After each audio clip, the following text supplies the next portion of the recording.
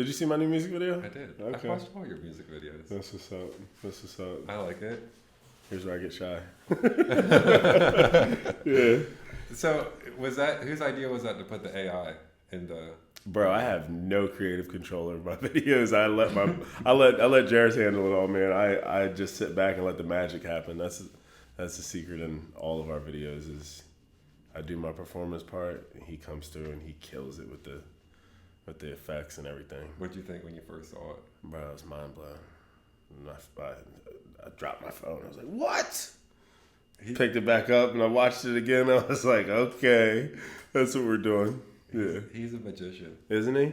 Yeah, he's so good. I actually had this shirt on, and if you look at this shirt in the video, it says it goes from saying Amir to zombie.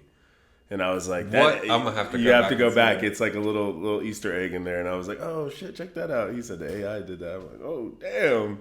Dude, that's amazing. Yeah, software's cool. Do you use AI at all to write anymore, or not anymore? But now the AI is a new thing. That's deep. You just tried to say all my music was AI. I didn't mean that. Yeah, no, I've never used any type of generator for anything. Not even the album art. I got a guy in Baltimore. He does all my art, and he killing it. You know what I mean? Guy by the name of Kobe, and he does all my album art. As far as AI words, that's crazy. Yeah, I think that's crazy. Like, and then if you go and listen to like a lot of the music, like Drake, I would listen to a whole Drake album that was AI. Yeah, and I'm like, damn, this is insane. It's not that good at poetry yet, I don't think, but it's getting really fucking good fast. You know what I mean? Like it's not good enough to be as good as a human. So I've seen like a lot of advanced images lately, and that right there I think is pretty neat. It's except for the fact that like you see a lot of the fingers are like 6-fingered objects, and it doesn't quite. The understand. feet are like 2.5 feet long. You know what I mean? Have you ever messed around with ChatGPT? What's that? You haven't heard of ChatGPT? No, what's that? Bro, are you fucking with me? No, I'm being serious. What's that? Oh my god, you got. I think the most I've done is downloaded that DaVinci app on my phone, and just seeing what my face looked like all AI'd out, and I was pretty amazed by it. But what's ChatGPT? Okay, dude. So ChatGPT, it's like a robot that you talk to, but it's the most advanced chat bot in the world. Like that Snapchat, my AI. Yeah, well, it came out before Snapchat AI, and it's way more advanced. I mean, they got it now to where it could write pretty compelling poetry. It could summarize. It could write you an essay. You could say, summarize this book. Bang, out there it summarizes the entire book. You could say, summarize that book, but write it in the style of Ernest Hemingway. Okay. Bang, it writes it out. I've heard about this. That's advanced. Yeah, I've heard about it. That's some advanced next level stuff. It's fast, but it could also do it to where it doesn't know if it's true or not. So you can't just like really rely on it. Yeah. You can't rely on it very much. But we've used it for like writing scripts for like cold calling. So like we'll be down in Texas and we'll be like, write me a script for cold calling doctors' offices, presenting the idea of painting a mural for their doctor's office with nature-themed murals, and list all the benefits. Here's $1 million question: have you landed any contracts from the ChatGPT scripts? Yeah, I landed a $14,000 deal with the script from ChatGPT. There we go. That's what I'm talking about. Yeah, see, then they're right there. It shows you exactly the power of it. Yeah, I mean, if it's broke, it needs fixed. But if it's not broke, then you know, like if the script works, and sometimes you'll like obviously need to like readjust. See, here's my problem with it is it seems like it would be great for that and pitching stuff, but if we were going to rely on it to make an original composition, I think you would suffer greatly. Yeah. Because it's going to just take words, it's going to throw them together, it's going to take other songs and throw them together, and then people will be like, hey, didn't such and such say that from that? Such and such say that from that? That's where I think the hang-up would be. Because I think that, it's AI, it's artificial intelligence. It's just running off all the ideas that it can compute together all at once. Dude, that's really the biggest criticism of it is that, especially like the copyright infringement, because it don't give a fuck about copyright. It just snatches up anything that was ever written by mankind that's out on internet. It just grabs it up, throws it out there, and so in reality, it's like there's nothing original about it. Yeah, facts. It's just borrowing And I think that's why whenever people see something that's written by a human, they genuinely enjoy it a lot more. Yeah, I think anything that's got real soul, real spirit put into it, that's the real magic. You know, all of what we do comes right from the heart. Oh yeah. Do you think that your music comes from the heart? I know for a fact it does. Absolutely. Hell every yeah. word, every letter, it's carefully crafted. So I've heard a lot of your songs that are really good that aren't out yet. What are you planning on doing with those songs? I don't know. A lot of the music people, I don't know, man. A lot of the music people heard that's not out. There's one reason or another. It'll have to do with ownership of the beats, whether or not I got full 100% ownership of it, whether or not it's really an idea or belief I want to share with the world, or there's a laundry list of reasons why some of those songs will never come out. do you ever have a song that you write and then you change your mind about, I guess, the philosophy or stance that you had behind the song? I've changed several songs up several times before I initially record them, yeah. And it doesn't take long for me to write a song. I might write a song within like 25, 30 minutes. I'm talking full 32 bars, hooks, all that. I've told a lot of people about whenever we went down to Tim's to record Vocal Inc. Yeah. And I was like, he kind of had me nervous because we were down there in the car driving down and he didn't have anything written yet. And I had taken like 2 weeks to write my verse. And then he leaves the other room. 5 minutes later comes back and wrote something way better than what I had come up with. And I was just like, damn, this guy's legit. He's the real deal. No, I think that comes from, you spend a lot of time being quiet. You spend a lot of time reading books. You spend a lot of time, if you already know who you are, it comes naturally.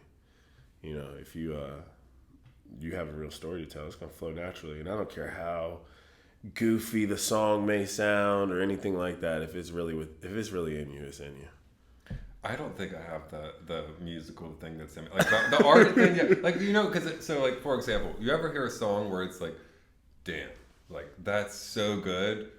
And it's like where it's perhaps it inspires you to create a song, you know? Like that happens to me with painting all the time. We're like, damn, I could do that. With music, I'll just kind of get pissed off and be like, I know I'll never fucking do that.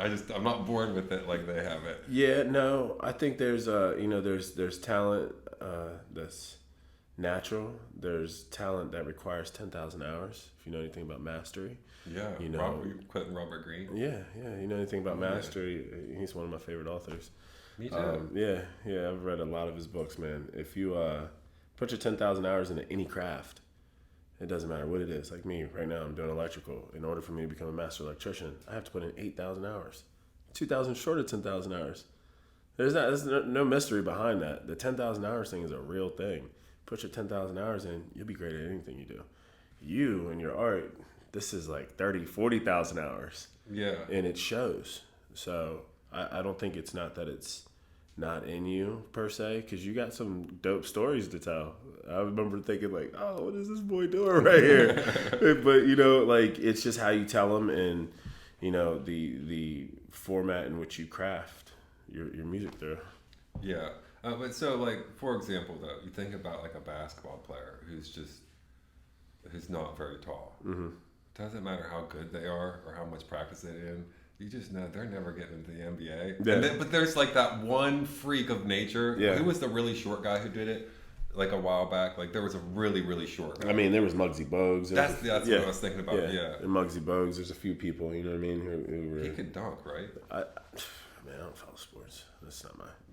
It's not my thing. That's not my thing. But I know, there's names that stick out, Yeah, and the short guy who managed to be out there playing with everybody who is like twice his height is a name that's worth sticking out. Yeah, yeah.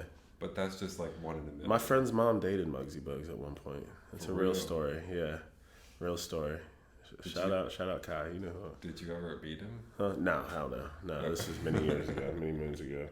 His dad was actually a DJ at a radio station. I believe the story is she was dating Muggsy, and that's how they ended up meeting. Have you ever seen that the video online of like what the fuck do DJs even do? No. Oh my god! See if you can find that, Marley. What do DJs even do? It's this girl. she's like complaining. I guess she had like a boyfriend or something who was a DJ. She's crying. She's like, "What do DJs even do?" And someone takes it and makes a bass drop out of it, like, and they like chop it up and make it into a bass drop. Yeah. Oh my god, dude. So, do you listen to like I guess EDM, that type of music at all?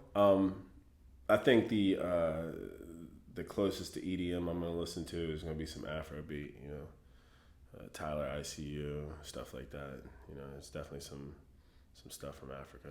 What type of other genres do you get your inspiration for music from?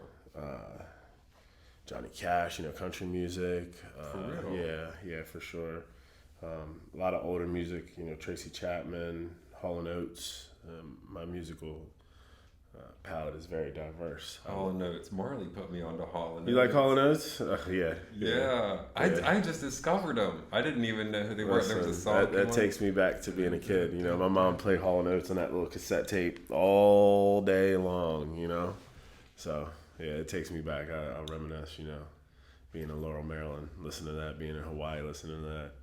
Paula Abdul, you know, stuff like that. Anything that my mom was listening to while she was raising me is still on my radar. Paula Abdul, she was the lady with. She was like pop music and stuff like that. Was she on American Idol? One of the judges she was definitely one of the judges on there for a little bit. Yeah. Are they still doing that? I believe so. I don't know. I think we've like moved so far. The Voice kind of took over. You know. And now we're on the new things. Yeah, you know, information spreads so fast every day. We got like TikTok to discover new artists. We got, you know, Instagram Reels, YouTube Shorts. They got all sorts of apps where you can just discover new talent. That I think it's kind of taking the fun out of contests. What's your favorite social media? My favorite social media is gonna be Instagram. For real? Yeah. That's one of my least favorites. What do you like so much about it? So before I got into putting all my time into music, I was into photography. Mm-hmm. So I mean, I had probably 200 or 300 different clients I had worked with. When Instagram first came out, that was my platform. You know what I mean? I landed a lot of business off there. That's what I was doing, was photos. So that right there it changed the game for me. And at that point in time, you know what I mean, just scrolling through pictures, I'm like, oh, this is great. All these pictures. Then they put videos on there. I'm like, oh, now we got videos too. Now we're going live. Then they put the damn Reels on there. It's just like Reels changed everything. Listen, TikTok changed everything. China changed everything. Do you have TikTok? Huh? Do you have TikTok? Yeah, I do. I don't use it. I really let the kids play on TikTok. That's what TikTok's for. Nice. Yeah, I made a TikTok a while ago, but then I just decided to not be on it because I feel like if I'm going to get spied on, I'd rather get spied on by America. Right, you're getting spied on right now. Yeah. At the moment you connect, you're being watched. Yeah, but why not get spied on by your own country, you know? They already are, trust me. Yeah. Fucking Fort Meade is only, 2.5 hours away? NSA is right next to it. We were driving through there yesterday. I was coming home, visiting family yesterday down the road. And we passed by NSA, and I look over at my wife. I said, hey. I said, you know, they're listening to everything we're saying as we drive through here right now. You know? Have you ever seen those, the data collection centers out in the desert? No, but I've seen all sorts of crazy server rooms for NSA before. I mean, like, what they say is NSA server room. So they're like fortresses, bro. Yeah. They're like, it's like a castle. We were driving out, where was that, Marley? Like out by Red Rock Canyon or something, or somewhere out Denver in or Colorado? It was out in Reno. Oh, Reno, Nevada. Okay. Yeah, it was out somewhere in the desert, and middle of nowhere. There's We were going to a ghost town. Oh yeah, we were going to a ghost town out That'd there. have been cool. You like ghost towns? Yeah, it's pretty cool. I love that idea. I haven't seen any ghosts there yet, but I'm still keeping my fingers crossed. Okay. I thought you were talking about abandoned towns. Yeah. Word? Okay, yeah. We still didn't see any ghosts. Yeah, there's a few of them. I think there's one up in Pennsylvania I want to go check out. It's got an abandoned highway. They said there's a bunch of dangerous gases on there. Have you ever seen that before? No. Yeah, they said that whole area is just full of terrible gases, so they shut the city down and shut the highway down. But you see the highways cracking. There's graffiti all down, up and down it. West Virginia's got some places like that too, like old asylums. Listen, I did some work in West Virginia, and you know, I was down there in like Chapmanville and like Boone County, Logan County, and stuff like that. And it's a totally different way of life down there. You go through there during the day, you see houses, buildings. Come back through there nighttime. It's like, where's all the lights? Oh, there's no power going to this place. Saw an abandoned Walmart out there in West Virginia. What the hell? Yeah. You don't see those very often. No, they abandoned. don't close those down. They shut it down. And then I had to Google it, like, West Virginia Walmart shut down. And it goes to tell you, I mean, no money being spent there. Yeah. Well, they don't have the lights on around here at night. Yeah. Have you been down here recently at night? No. Downtown Cumberland? No. It's dark. Yeah. I got the studio down here, but I rarely come down here anymore because I'm so busy. Yeah, it's too dark. They really need to do something about that. Like the guy who owns this building, he had to put up motion sensor lights because people were tagging his wall over there. So really? Yeah. Oh man. Yeah. So it's terrible. They need to get their shit together. Tagging the walls. What do they know about graffiti out here? I don't know. It all sucks. Yeah. But so we were out driving, and we seen this fortress that's like up on a hill, and it's like it looks like some like cyberpunk futuristic fortress. Really? Just walls. I'm like, what the fuck? They had like red LED lights. Yeah, like it looked like it looked like pure evil. Like it looked like where you would have like where the supervillain would live. Yeah. It was like dark gunmetal and then like red LED beams across the whole entire perimeter, and then like a huge gate at the front, and then a long windy driveway with like all like more barriers. And so we're like, what the fuck? We look up on the map, and on the map there's no building, there's nothing there on Google Maps. Like it's like as far as Google Maps is concerned, nothing exists there. And so we go back and ask some of the locals. They're like, oh yeah, that's a data collection facility. Wow. I'm like, why is it so heavily guarded? They said, because it's really valuable. I'm like, what the fuck? I wonder what they're collecting. What kind of data? I don't know. The Canadian people are getting in trouble for that now. Really? Because they're sending the kids home with all these new laptops and stuff, and I guess the school system was selling all the information, the stuff that didn't even have anything to do with school, to the big tech company. That's deep. Yeah, I'm glad we live in America. Well, you know, every time you download an app and you start an app for the first time, it asks you permission. Do you want this app to track you across other apps? I mean, that's specifically for marketing purposes, and they're selling that to Kellogg, they're selling that to Pfizer, they're selling it to everybody, so that you have your ad experience right there at your hand. Do you hit no? Sometimes. Sometimes I want to be notified. I'm getting to that stage now where I want to be notified about a good deal, Yeah. I mean, it's nice to get it's nice to get relevant ads. Yeah, I want to know about a good deal, Every once in a while, an ad will pop up that's just not relevant Yeah, at all. It's like, what the fuck? Indeed. I hate whenever something gross pops up. Like I got a queasy stomach. Have you ever had anything like just nasty, like a pimple popper or something pop up or something? No, never. Dude, that happened to me on Facebook. What were you searching for?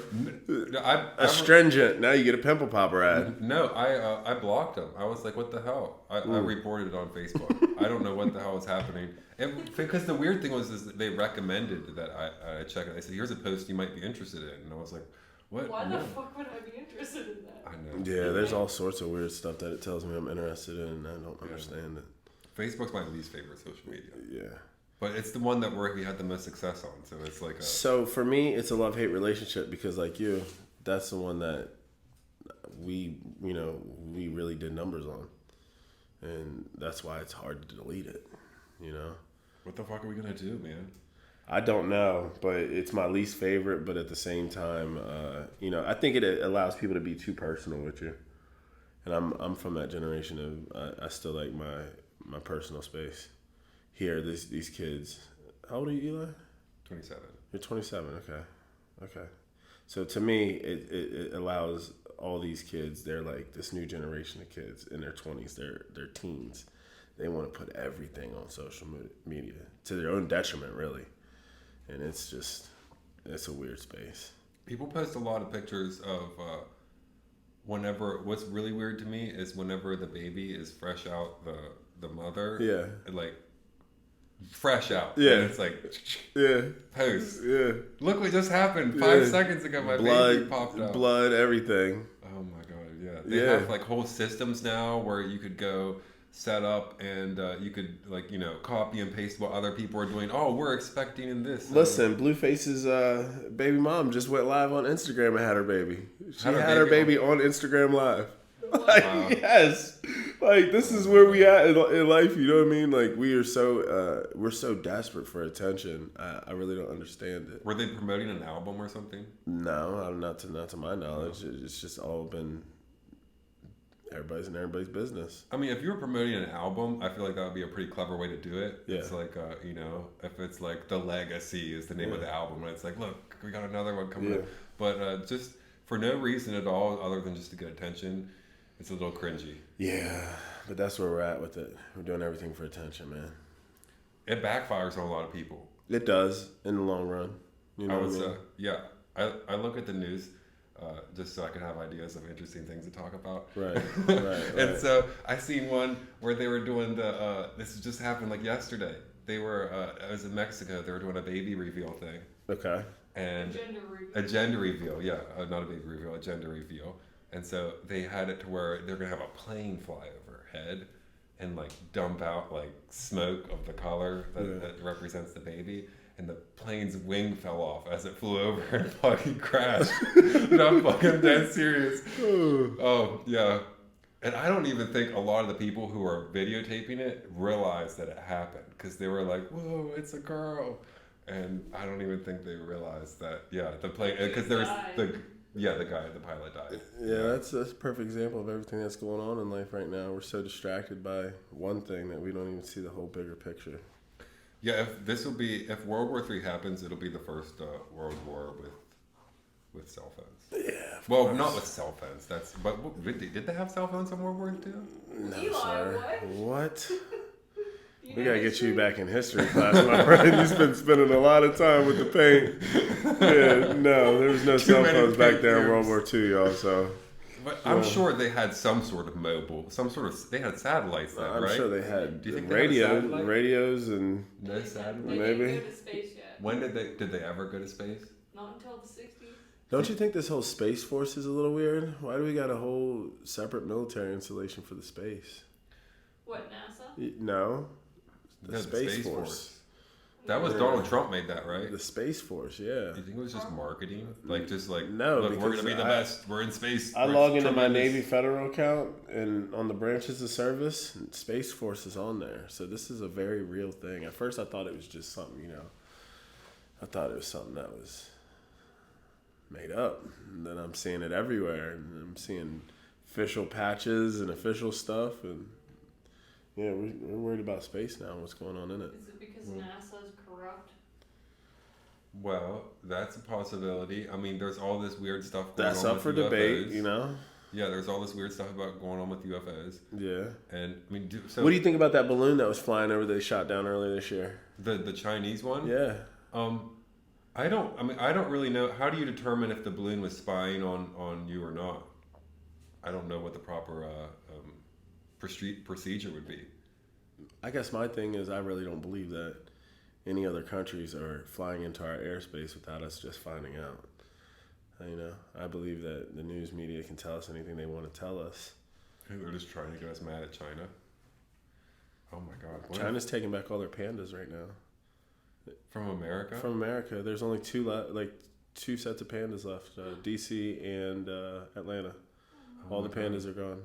So why would they be removing all their pandas? Well, come to find out, they just had a 50-year contract. You know what I mean? And at the same sense, we owe a lot of money to China. There's a lot of weird things going on with China. So. It's like, hey, you're not paying us back your debt. Give us back this. Get the pandas back. We're not back extending the the contract anymore. So, there's no contract extension on those pandas. So once they get all their property out here, we could have the China conversation for a while. Yeah. Well, how do you feel about They got whole police stations out here in America. You know what I mean? Dude, so the one thing that's crazy about China too is how they have this social credit system, But one of the things that I wonder, okay, so I feel like I could play devil's advocate for it. If you're gonna pack 14 million people into a little 1 square mile, isn't monitoring everybody's every move the only way you could get that many people to get along in that small of an area? Kinda, but we're getting facial recognition and AI software here in the town. Yeah. Did you see that? They're putting it all in the downtown mall. Oh my God. All throughout here. And they're gonna be able to catch your face and know exactly who you are when you're walking through. Well, And I'm sure they're gonna link it through identification records, all that stuff. So they try to. There's some older people in here who just try to hold back progress. The city developers were telling me that there was building owners who were opposed to getting free high speed internet, Like, because they're like, we're going to get high-speed internet for all the buildings on Baltimore Street. And some of the building owners were like, I don't want any of that. Well, that sounds goofy. I don't know. Very goofy. I'd like high-speed internet all through the town. Hell yeah, they need to get it here. It's like a Faraday box up here. You know what a Faraday box is? No, what's that? A Faraday box is, it's like a metal contraption that you go hide all of your digital files in. Okay. So then, in case of a solar flare or like an EMP or something, all of your files will be saved. Where did I get one of those from? Well, you could just buy like a metal safe will do the trick. Yeah. A tin shed will do the trick, something like that. You know. Oh, tinfoil hat. pretty much, yeah. Okay. I think that's where the tinfoil hat idea, something like that, comes from. Okay. Because the metal does block like the radiation and stuff. Indeed. So I mean, it's worth looking into if you have files that you don't want to. Yeah, I got 1,800 songs I don't want to lose. You have 1,800 songs. 1,800. You wrote 1,800 songs. 1,800 songs, all from the heart. So, how long does it take you on average to write a song? If I'm on my way to the studio and the GPS says I'm 24 minutes out, I can get that song done within 24 minutes while driving to the studio. Do you like rewrite, edit ever? Because it seems like they just come out and they're good from the beginning. Some, like the big records, like some of the big productions, like there's like, Needle Fetish was, I think I recorded that one like 2-3 times. Coming on Patrol, wrote that one 2 or 3 times. Coming on Patrol, and I ended up going with just the first version I did on Needle Fetish. Coming on Patrol, I think I ran it by Jairus, and he was like, hey, do this with it, do this with it, do this with it.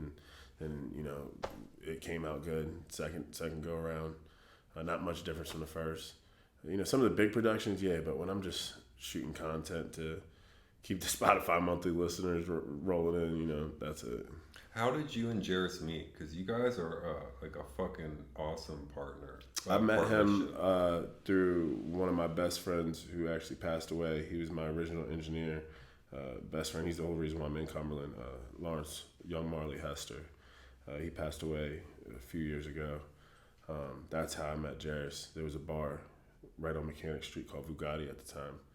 And he said, hey, I got somebody I want you to meet. We ended up meeting.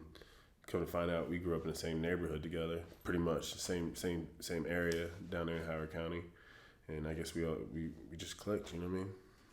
Solid dude. He was a DJ at the time when I met him. He was DJing down there.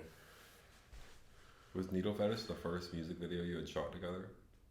Together, yes. Yeah. Yeah, that wasn't my first video, but that was the first video we shot together under the Trilla brand. There's been several different rap egos, but under the Trilla brand, that was the first one that we did. What's your favorite music video that you ever shot? You killed me in one of your music videos. So listen, Hood Purge is in my top 3. That was Hood Purge. That's in my top 3. I killed you and you had killed Marley. Yeah. It was payback for killing Marley. Comes around, yeah. Damn. So listen, it was all a good faith, But I think Hood Purge is in my top 3. Speaking of that one, I think my favorite video. Listen. Just to clarify, everybody, I did not know that they were going to burn a MAGA hat. Not like I ever wore one of those anyways. Oh, shit. I don't wear baseball caps. We didn't only burn a MAGA hat. We chased down MAGA supporters in the tunnel. You got to watch that video in depth if you haven't really seen it. No, You're getting chased down in that one.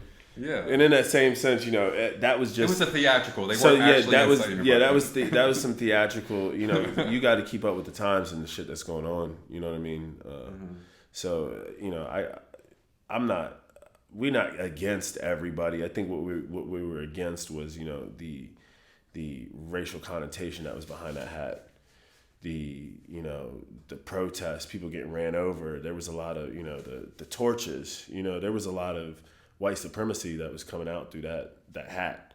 Do you think that it still has that now, or do you think that it's like almost? Oh hell yeah! That shit. Listen, it's certain shit that once it happens, and you can't go around it. Do I think Donald Trump is per se? I think he's got some races, some shit behind him. But in that same sense, I think the media once again, they line a lot of shit up and they crucify you. Yeah, I mean, well, I don't. They kill. The story of Jesus. They killed Jesus. A lot of that's up for debate too. But they killed Jesus. They killed the Son of God, which is just a story, mind you. They killed the Son of God. I mean, they're gonna kill you too. So he like was almost. Do you think he was compromised, or do you think that he was? I think that he did a lot of shit. I think once you get to a certain status and a certain position in life, you start to feel untouchable. But I don't think he's a bad guy. You think that he was? I liked him before he was a president. You know what I mean? I was, Donald Trump was a role model for a lot of people. One of the wealthiest men in the world. Everybody who doesn't want to be a billionaire? And then you add New York in the mix, and you had big buildings and lots of money and TV shows and books. He had some good books that he wrote. Probably didn't write them. Yeah. I read his books before before the whole presidential thing. Yeah. Think Big and Kick Ass. Did you read that one? I didn't read that one. That's a good one. I read How to Think Like a Billionaire. I thought it was like a cool book. It was definitely like his sort of style of like mindset.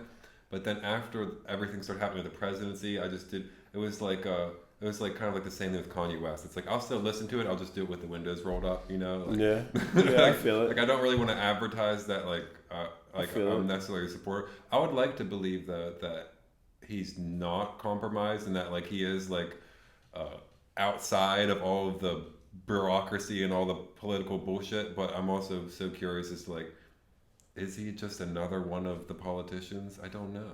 How could you possibly tell? I mean, I don't know. We're gonna see what happens this year. We're gonna see. Well, I guess that's 2024, right? Mm-hmm. The election. So we're gonna see what happens with 2024, and we'll see. People get crazy over elections. I think all this stuff is meant to divide us. We got to keep people divided to be 100%. I'm not Republican or Democrat. I'm not red or blue, but I've got very conservative views. I heard someone say whenever someone says I'm not Republican or Democrat, that means they're a Republican. Hey, I did say I've got very conservative views, but I stand with listen. We talk money. We're talking a lot of stuff that the blue side really doesn't really want to. Liberal side is really not backing that. We want big tax breaks. We're chasing billions. Yeah, it's nice to. Because that's one of the things that I feel like it's nice to learn from people who make a shit ton of money is how to avoid taxes. Mm-hmm. Because see, and that's what I say. Like everybody who wants to pay taxes. Nobody. And Donald Trump was very successful at not paying them taxes. See, that'll get a whole. It doesn't matter what side of the political spectrum you fall on. If you say who hates the IRS, everyone's got their hands up. Everybody's got their hands up. Yeah. And they're hiring all sorts of new. Except for Ron DeSantis, we're not voting for him. So I don't know if you've been following politics much, but I like to think of myself as politically. DeSantis said he would eliminate the IRS. That would be cool. Yeah, but he also is removing African American studies out of Florida education. He's outspoken, and there's a lot of weird stuff going on with him and his wife. It's just you gotta do your research, America. What do you think's the proper term?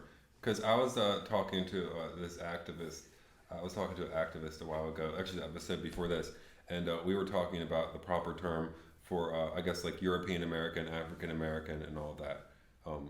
Because like for example, I can't sing every word of your song. You know what I mean? And so like, what's the proper term? I mean, I'm foundational Black American. My roots are here in America. My family, I've done my ancestry. My family, I've traced it down to the plantation, the farm that we were on. For real? Yeah. And it's only 3-4 generations ago.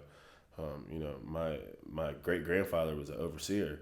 And I would love to know more about that story, how he came to, have a mulatto child with my great grandmother. You know what I mean? Mm-hmm. The stories go on far back, but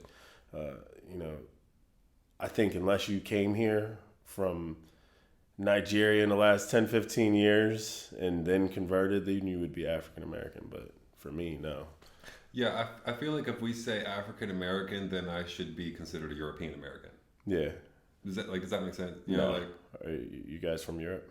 Well, that's what I'm saying. Like, it's several generations ago. Okay. So we were from Germany, and so, but that was like my great great great grandfather. Indeed, indeed. So I was like, if someone whose great great great grandfather came from Africa and they're just called African American, then it would make sense to call me a European American, because like I wasn't born in a sense. Like, my ancestors weren't native. In a sense, for sure. I know a lot of my family is native, though. You look back at all our family history. We got a lot of fair-skinned black people in our family. My whole side of my family, they got people lighter than me. My son, he was just born, he damn near white. So it's like you see all different shades of it, but you guys came over here. You guys colonized. Yeah. Well, if I could ever contribute anything to the conversation for whatever it could be worth, which is probably very little, I think that the major problem, which this is, just take it for whatever it is. I think one of the major contributing factors to the dividing of the people is the terms that we use. Left, right, red, blue, black, white. Yeah. Because I was thinking, okay, so I've met some people close to this color, and I've met some people close to this color, but I've never met anyone that's like actually all the way black or actually all the way white.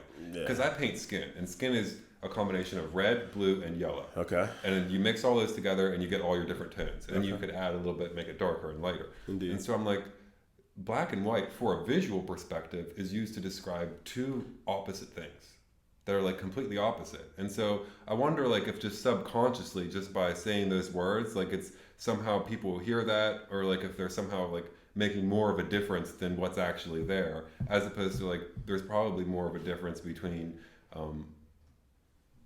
like a woman and a man than there is between someone who could have a skin shade difference. Yeah, I mean, I think we're living in weird times right now. You know what I mean? Everything's black and white, unfortunately. That's just how it is. You know what I mean? Everything's black and white, unfortunately. I think a lot of that, like you're saying, it's meant to divide. Mm-hmm. We have to have a reason to conflict. I don't understand why everybody can't be in harmony, but at the same time, I do understand why everybody can't be in harmony. Life would be boring. You know what I mean? Yeah. Yeah, especially if there was... People need a reason to hate, unfortunately. And that's what I've learned about life. And, I'll be 37 this year. People need a reason to hate. They need a reason to oppose something. And I think life is about how you treat people. It's about what you put in it. And, that can be reciprocated. And I think we're seeing a lot of that right now. You think we need a bad guy to know, like, what not to do? Like, is that what it is? Is, like, we need something to say, like to make us feel better? Like, that we need a bad guy? Is that why we need something to hate? I can't answer that. I see, it's like, I try and look at everything that's one of my biggest downfalls. I try to see the good in everybody. Regardless of what situation I know of them to be in, regardless of what I've seen, I keep looking for good in people. So how could that be a downfall? That sounds like a great perk. It is a great perk, but that's a downfall to, many different situations I've had in life. Oh, so you had it to where maybe you... I try to see the good in people knowing that they're bad. You know what I mean? So it's like... And that always backfires. Playing devil's advocate for someone. Oh, all the time. All the time. So, I mean, I think that's life, though. Somebody's got to be a good guy. Somebody's got to be the bad guy. And just make yourself the good guy. If you can walk around and be happy and happy with what you are and being a good guy, then, you don't got to really worry about all that hate. Do you consider yourself a good guy? Now. Yeah, for sure. For sure. It took some time. It took some perfecting. I had to learn a lot of lessons. I had to do a lot of stuff that, was bad. I had to have a lot of learning lessons, and yeah, I consider myself a very good guy, an honorable man. I get up every day, go to work for my family, take care of my kids. You got a beautiful family. I appreciate that. Some badass kids, but they're good at the same time. Your sons are sharp too. Like they're, I don't know, sharp, I guess is a good word to put it. Like, they're well spoken. They're educated. They're friendly. They got great people skills. Yeah, for sure. I think that rubs off. So I don't know how other people raise their families. I know how I was raised. I didn't have, any male influence. So I spent a lot of time being quiet, just observing what other males were doing, how other males were moving. And, that was how I became a man. My kids are learning how to be a man from a man. And I think that's the difference. I think that confidence radiates out of them because, that's how I'm programming them, Hell yeah. How are we doing on time? We're good. You're great. I just be looking around. Okay, hell yeah. It's just I didn't want to be holding you up. Yeah, no, we're good. We're good. Hell yeah. Where do you get that chain at? Benji the jeweler. Yeah, Benji the jeweler. He can make me an Elijah Thane one. Oh, he would definitely crush it. What's the price range on those things? Like, what do they start off at? I mean, he's got all different price ranges for different sizes. Anywhere from like 1,800 to 18,000. Okay. I don't think I make enough money yet. Hey, shit, $14,000 contracts. You might as well just blow a bag on one day. I'm saving up for real estate. Yeah, that's what I'm doing. Yeah, that's my main focus. Maybe one day. I'm trying to stop buying jewelry and dumb shit. Hell yeah. What do you know? Maybe we'll find the right deal at the same time and we'll be competing on a bid for a house and we'll just figure to go in half on it. Yeah, maybe. I need a compound though. That's what I'm going for. Acres, I'm trying to live off the land. Going to my own farming, vegetables, produce, the healthy way. Hell yeah. Yeah. I grew up on a farm and we had such good food. Yeah. And then now it's so hard to find good food and the good food is so expensive. Yeah, well, you just take a short trip up into Garrett County. There's a lot of produce and stuff up there, just on the side of the road. You can snatch up. Yeah. You know what I mean? Like some of the meat markets, if you're a meat eater, there's good meats here. You just got to look for it, know what to eat. Yeah. I trust people a lot more if they eat meat. Yeah? Yeah. Yeah. Do you know any vegans? I do. I do. I'm not saying that they wouldn't be trustworthy. I'm not. The vegans I know weren't pretty trustworthy, though. Now that you say it. That they weren't. Yeah, no.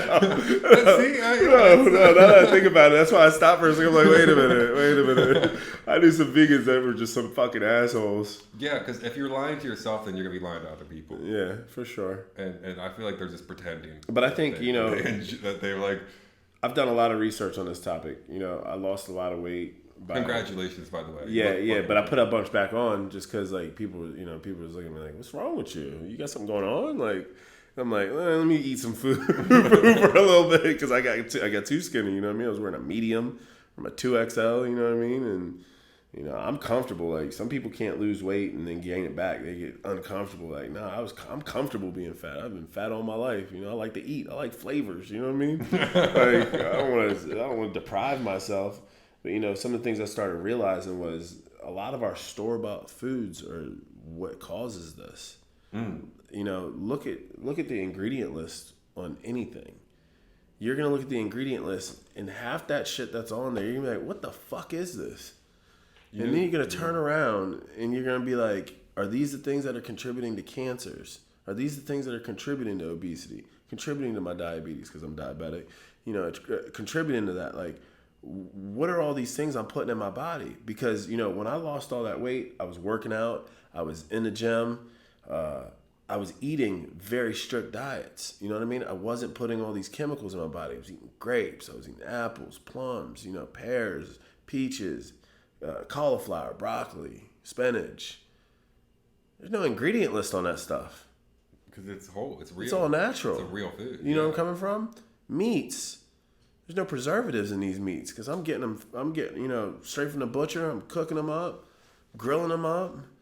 Yeah, we've confused food-like product for food. Exactly. There's a lot of GMO, genetically modified. Yeah, well, that's the weird thing is whenever it looks like a real food, and then you find out afterwards they're doing some scientific shit to it on the side. Yeah. My buddy was telling me the other day he knows somebody that owns a Purdue farm and. Chicken comes in this big, and in 6 weeks, it's fully mature, ready to be slaughtered and put inside of a plastic pack. Sorry, what do you have on your pinky? Which one? Oh, I've got a K. My wife does nails. Shout out, Kelsey, nailed it. Wow. Yeah, I got to get them redone. That's some fine detail. Yeah, it's a K and then a Playboy bunny. Is that a stamp or does she hand paint that? She hand paints everything. Are you fucking serious? Can I see that? Here, let me show you some. Matter of fact, another time I'll show you some art. Okay. And her art is insane. And the fact that, she does this on nails, this tiny little surface, and she's got these tiny little paintbrushes. And the detail that she can do with nails is insane. She should. Yeah, shout out Kelsey nailed it. She's been doing nails. Shout out Kelsey. Yeah, she's been doing it. Going on 2 years ever since we came back from Hawaii. She was like, I really want to quit my job, and I really just want to pursue this nail tech thing. And I said, do it. And I blew my mind. You know what I mean? But yeah, that's she amazing. keeps me right too. So. Oh yeah, that's what happened with Marley. She was just like, I want to quit my job and let's do this. Yeah. Time. And shout out us for supporting our significant others. You know what I mean? Yes. Because it always is fruitful and successful. Dude, so on the back to the healthy eating, that was the thing. The ingredient list. Yeah, the ingredient list. That was the thing that had got me onto healthy eating. And the lady that I was eating with, she was like 50 something, and she was really really hot, and she was just like in really good shape.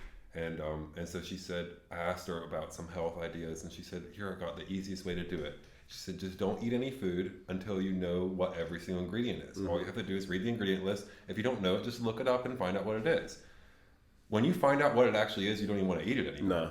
So it became actually really easy, because I was like, oh wait, what's all in an Oreo? And then you go find out all these things. It's like, wait, this tested positive as carcinogenic. This is bad for you. This is got all sorts. This is used in tank lubricant. This isn't even supposed to be eaten by humans. Yeah. And then you're like, oh wait, some of that shit isn't food grade, but it's in your food. You know what I mean? And then you put that shit in the microwave, which I haven't eaten microwave foods since 2021. I disconnected the microwave. Microwave might be unhealthy. I guarantee you that shit is terrible for you. Oh my god, I eat microwave food. I've thrown my microwave away. I haven't thrown it away because it's attached to it's one of those over the stove units. Yeah, it's just taking up space. Our children do not eat microwave food in my house. Do you at least use it to store stuff in there now? No. I don't. You think there's chemicals? No. But listen, that shit is microwave. It's radioactive. We're sending, we're sending energy at our food. So electric rays and waves at our food. What I heard is that what it's doing is getting the water molecules to vibrate, and that's how it heats. Okay, cool. Is that not interested? Listen, I'm just not interested in it. It melts your plastic. It does a lot of stuff. We can put the tinfoil hat on too. Okay. But you know what I mean? Yeah. It does a lot of shit. And like I said, so like another reason why I put weight back on too is because I wanted to do this journey all over again. But I wanted to document it this time. Before I was like unsure of it. People try things. They don't know if it's going to work. I just wasn't focused on it. I took a few pictures. But this time I want to document it. I've got a book I'm writing, you know what I mean? Not a long book, but, a book that'll tell you exactly what to do and how to do it.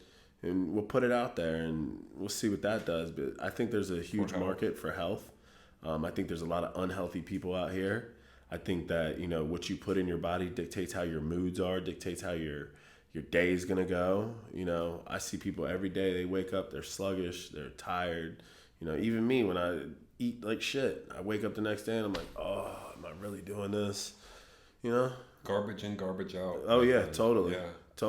Yeah, I mean, I've noticed that too. I've actually noticed it with not even just food, but with like things where you're feeding your mind ideas. Maybe you're around someone that's negative, or someone who's just always criticizing and never has anything good to contribute. It's always just like somehow they're just trying to put down everybody. It's about energy, you know what I mean? Yeah.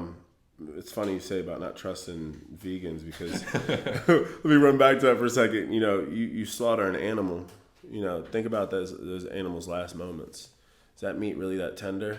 You know what I mean? That animal, it went through hell. His last moments were hell. It's not like it just died casually and it died of natural causes and lived a fat, healthy life. You know what I mean? Yeah. No, we're loading that cow up. We're taking it to the slaughterhouse. It's unfamiliar with all the sounds and everything that's going on around it. So now it's freaking out. It's high anxiety. And you put it in that situation, and it's like it's standing there like, and a fucking sphere goes right through its head. It's dead. There was it's just all anxiety. Yeah. It's an anxious cow. You know what I mean? Do you ever have it where you eat, you eat something you could tell like this was an unhappy animal, or then you eat something that's like, damn, this animal actually lived a good life? Because I feel like I could tell that. No, I don't think I can tell that, but I can tell. it's why I don't like to eat out so much, because I don't like anybody preparing my food. I think energy transfers. Water stores energy. We know this. Everything stores energy. Plants store energy. I don't know if you're into that sort of thing or not, but like plants store energy. I talk to my plants every day. I got plants growing in my house that are just fruitful and they're growing. Yeah. Love my plants. I tell my plants I love them and they're beautiful. My plants that I've neglected, it shows. They're dead. You know what I mean? Yeah. So it's like if you put good energy into things, it's gonna be good for you. You keep eating that nasty ass McDonald's food that's prepared by angry ass fucking people every day, your body's gonna be angry as shit. Not all McDonald's are created equal. No, not at all. The one right down the street is probably one of the worst ones in town. This is probably the worst one. Yeah. I'm sorry, but Queen City, y'all need to get your act together. Yeah, it's especially when I want to cheat and fuck around and have a damn steak, egg, and cheese bagel, and y'all don't got the breakfast sauce on there or the onions, but that's neither here nor there. Well, listen, listen, and it's not just McDonald's, it's everywhere, especially Chick-fil-A, you know what I mean? Everybody ain't happy there. It ain't all roses and spring peaches. They grit their teeth when they say my pleasure sometimes. Yeah, my pleasure. Yeah. But sometimes it's so nice though when you go to a place and people act like they make you feel good to eat there. Mm-hmm. It's like I feel like there's way less chance of food poisoning when you go to a place like that. If people just make you feel good. And I think when the owner's involved, you know what I mean? When the food is good for you, when it's healthy, yeah, absolutely, man. There was a girl who just got stabbed and killed over sweet and sour sauce. Okay, I saw that in the media. Okay, yeah. That seems like that would be made up, right? No, but let's think about it. We get a bunch of people who are young as hell. They get drunk and they go in the middle of the night to go get some McDonald's, and they ain't got no home training, and then they're upset over some sweet and sour sauce. Excuse me. Some shit might happen.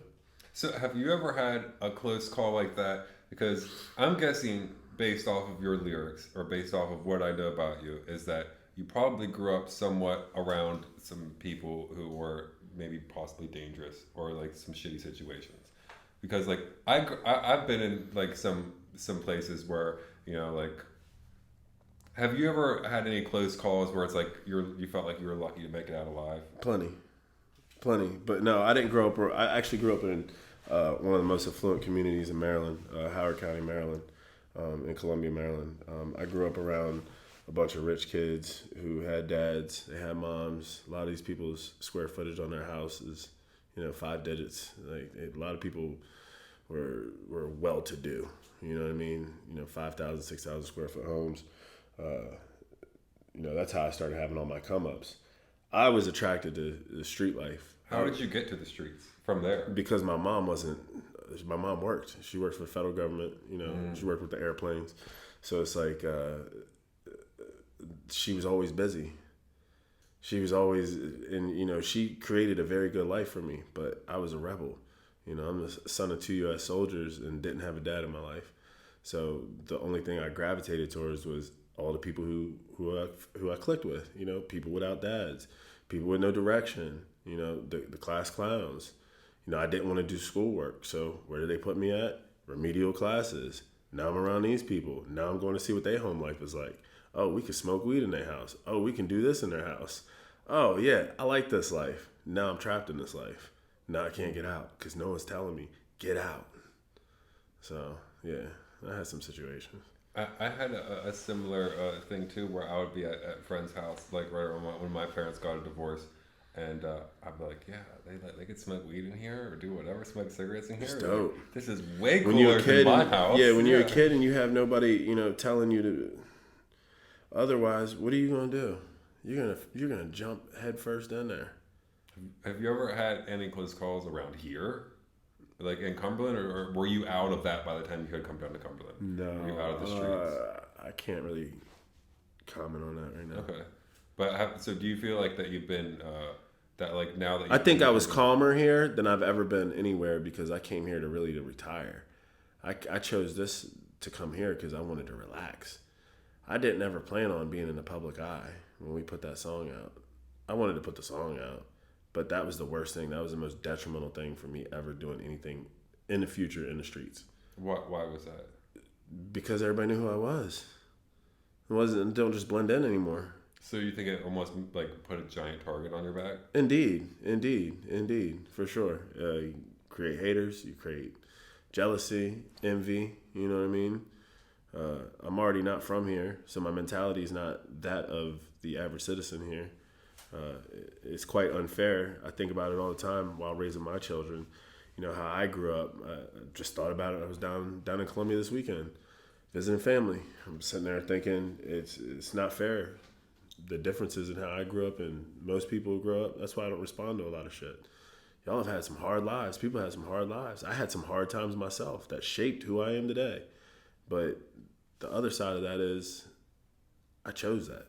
Yeah. Some people don't have a choice. How old do you think people are, though, before it's like, okay, you've had your opportunity to break it out? Or do you think that some people never have their opportunity to break it out? Break out what?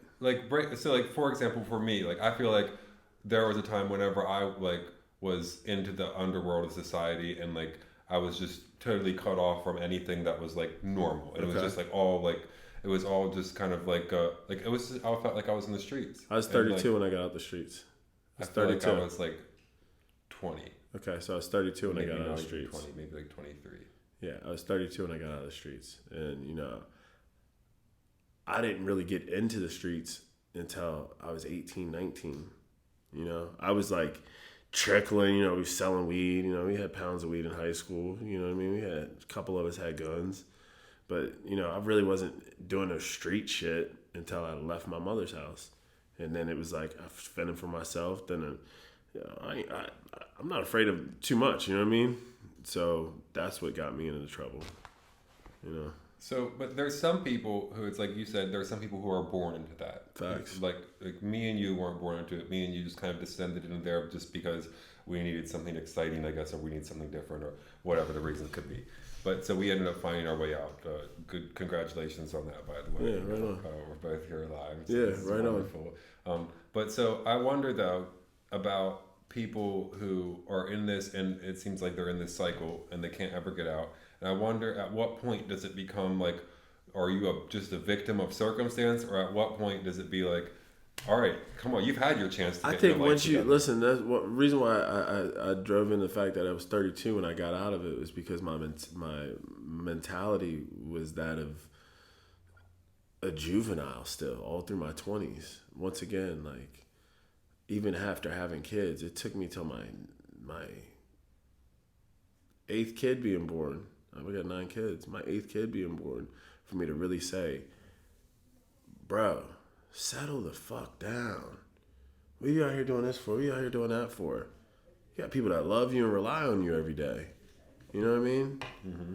And then, you know, I started looking at a lot of the stuff, the conflicts I was into and the things that were being made up and said about me. I'm like, the streets don't love nobody. It doesn't matter what you do out here, who you help out, who you put on. These fucking people don't love you. You know what I mean? Yeah, I found that out whenever something difficult happens. Whenever shit hits the fan, you find out who your real friends are. And a lot of times, for me, I would find out the friends were none. And then it would be like, oh, damn, the only person by my side right now is Marley. Oh, yeah. Like, you know, whenever we had gotten our door kicked in and raided, like, it was like, I always felt like I was so popular up to that point. Like, I felt like I have so many friends. Everybody loves me. Overnight, it was like, nobody returns my calls. Nobody wants to hang out anymore. And I was like, oh, shit, we're literally just all alone.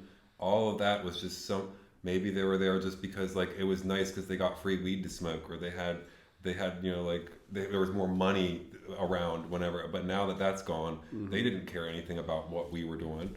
See, what did it for me was 2016, I was 29 years old. And that record came out that everybody knows me for. And my birthday was October 24th. We were in Quad Studios in New York City. That's when I signed the contract. That was my 30th birthday, right? Mm-hmm. So that December, or was it January? It was January. That January, I had taken some time and went out to Denver.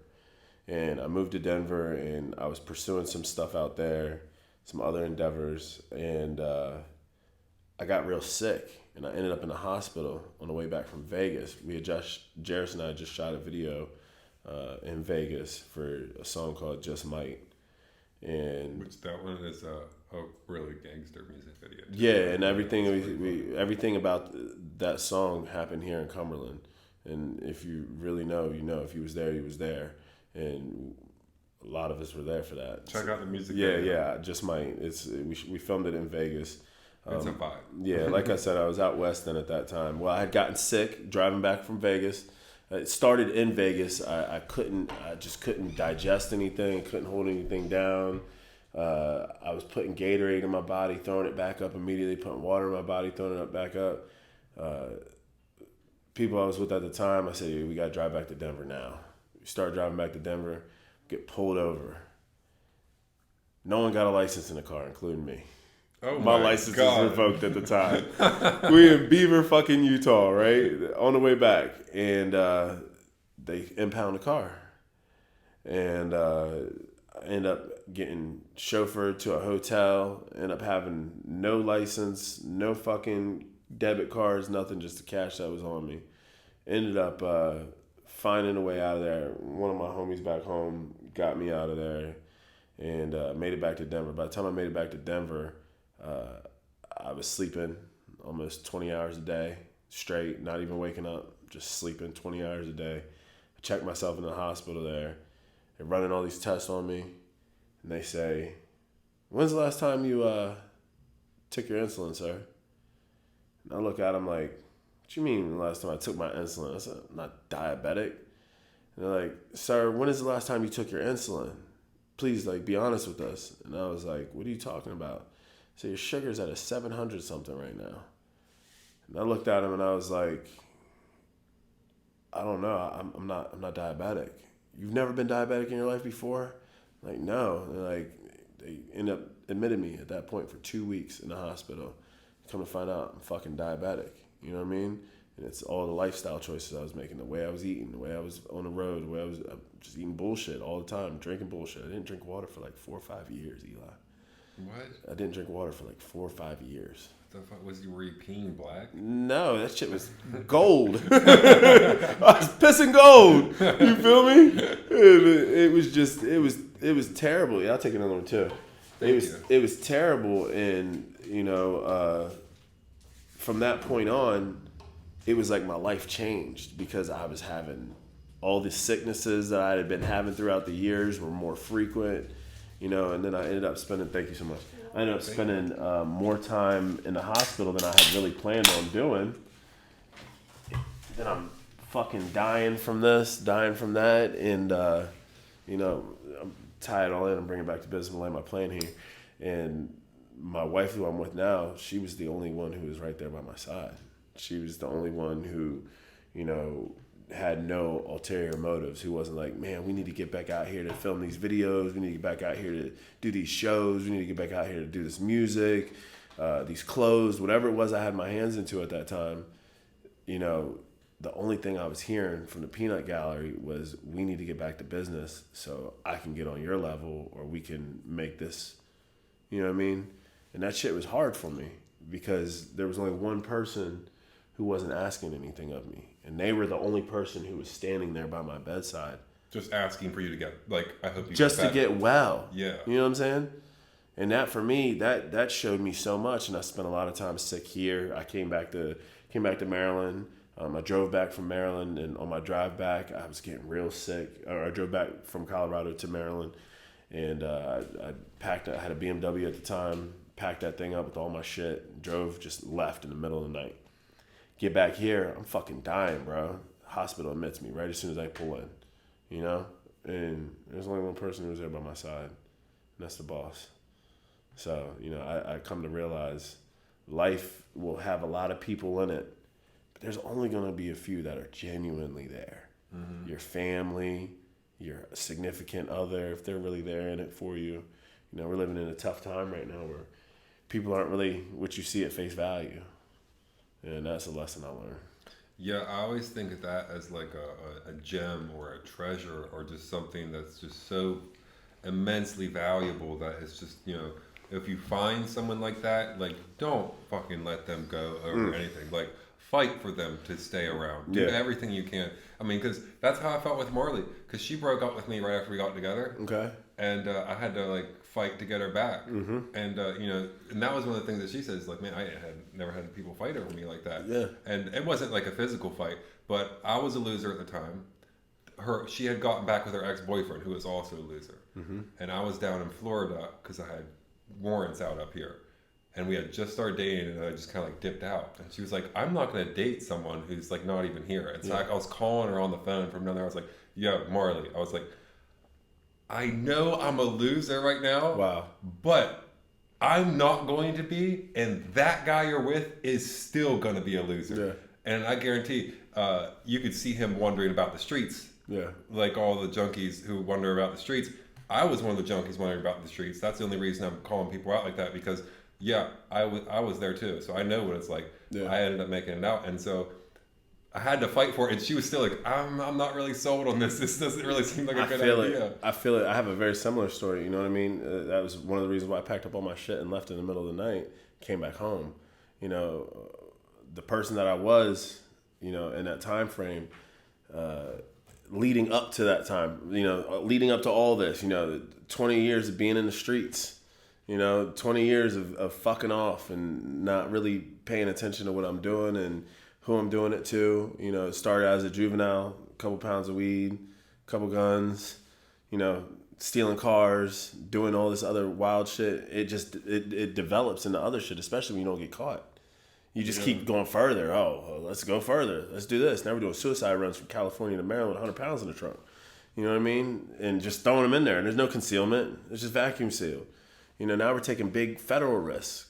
You know what I mean? And it's like, the shit that you learn from it all is this. Life is precious. Life is short. You know what I mean? The people that you spend it with are going to make and break you. The person you lay down with every single night can either be your success or your detriment. I've had previous relationships where, you know, I was part of the reason why shit was so shitty. But, you know, there's another half to that has to own up to what it is that they created. Mm-hmm. You know what I mean? And if you look at life then and you look at life now and you see, you know, it's like a famous saying that we say in the music shit. A year from now, we'll see who's working. What was that? A year from now, we'll see who's working. We'll see who's working, who's really working. Now, everybody can say anything right now. Oh, this, that, and the third. But let's see what it's like in a year from now. Let's see what happens a year from now, where that person is a year from now. Mm-hmm. A lot of these people are still fucking losers. Or better yet, 10 years from now. Bro, 10 years from now is even worse. I look back at people from 10 years ago and I'm like, damn, you ain't figured it out yet? What are we doing? You're not growing at all mentally? You're not growing at all spiritually? What are we doing, y'all? You know what I mean? And like I said, the person you lay down next to every single day is going to determine, you know, your net worth, you know, what it is that, you know, who is in your network. I don't know if Marley's done this for you, but my wife has like really helped me out because sometimes, like I said, I see the too good in people. And my wife is like, look, that person is a fucking snake. I think it's the opposite with Get away from that fucking person. Yeah. And I'm like, really? And she's like, don't you fucking see it? And I'm like, hold up. I do that. Don't I do that, Marley? I do that to my wife too, though. You feel me? Like, because I see shit that she doesn't see. You know what I mean? And I'll call shit. You know, the females will be like, that person's kind of fucking sketchy, don't you think? And you know, that's iron sharpening iron, steel sharpening steel. You know what I mean? Like, we're trying to keep each other on point. And I think that's a success in my life is, you know, when I got with her, I put needle fetish out, you know. My life changed drastically, you know, from the direction of, hey, does this sound good? You know, if you ever have somebody in your ear who's constantly telling you you're a piece of shit, you ever had that before? You start to believe that you're a piece of shit. Of yeah, you start, people tell you you're a fat piece of shit. You start, oh, I'm a fat piece of shit. Till you get with somebody who's like, oh, you're the sexiest fat person ever and you're so smart. You know what I mean? And then you're like, oh yeah, fuck yeah. Like, I am that. You know what I mean? Yeah. You start to own shit that people once tried to make as a flaw. You know what I mean? And then it changes your perspective. It's like pouring into cups. Your cup that you're pouring into, you want it to be fruitful. My wife was talking about this the other day. You know, sometimes I've poured into cups from an empty cup, but what I'm pouring into that cup That cup at the bottom's got a fucking hole in it, and it's just running through it, and we're wasting our time. You know, you got to make sure the people you're surrounding yourself with are building you up and helping you get to success. And I think that's what I admire about you two, is you seem to feed off each other, and you bring each other up, and the success is there. Absolutely. It's apparent. Yeah, she's good at the things. Look at your friends from 10 years ago, my friend, and where the fuck are they at? Look at what you're doing. Look at how the quit in you. Like, I saw something powerful the other day. You don't quit. When you quit, you could be quitting right at the brink of it all. Mm-hmm. And you gave up too fucking soon. So one of the things that I've seen people use that quit as like an excuse to keep doing the same thing that ain't working. Yeah. I'm not going to quit.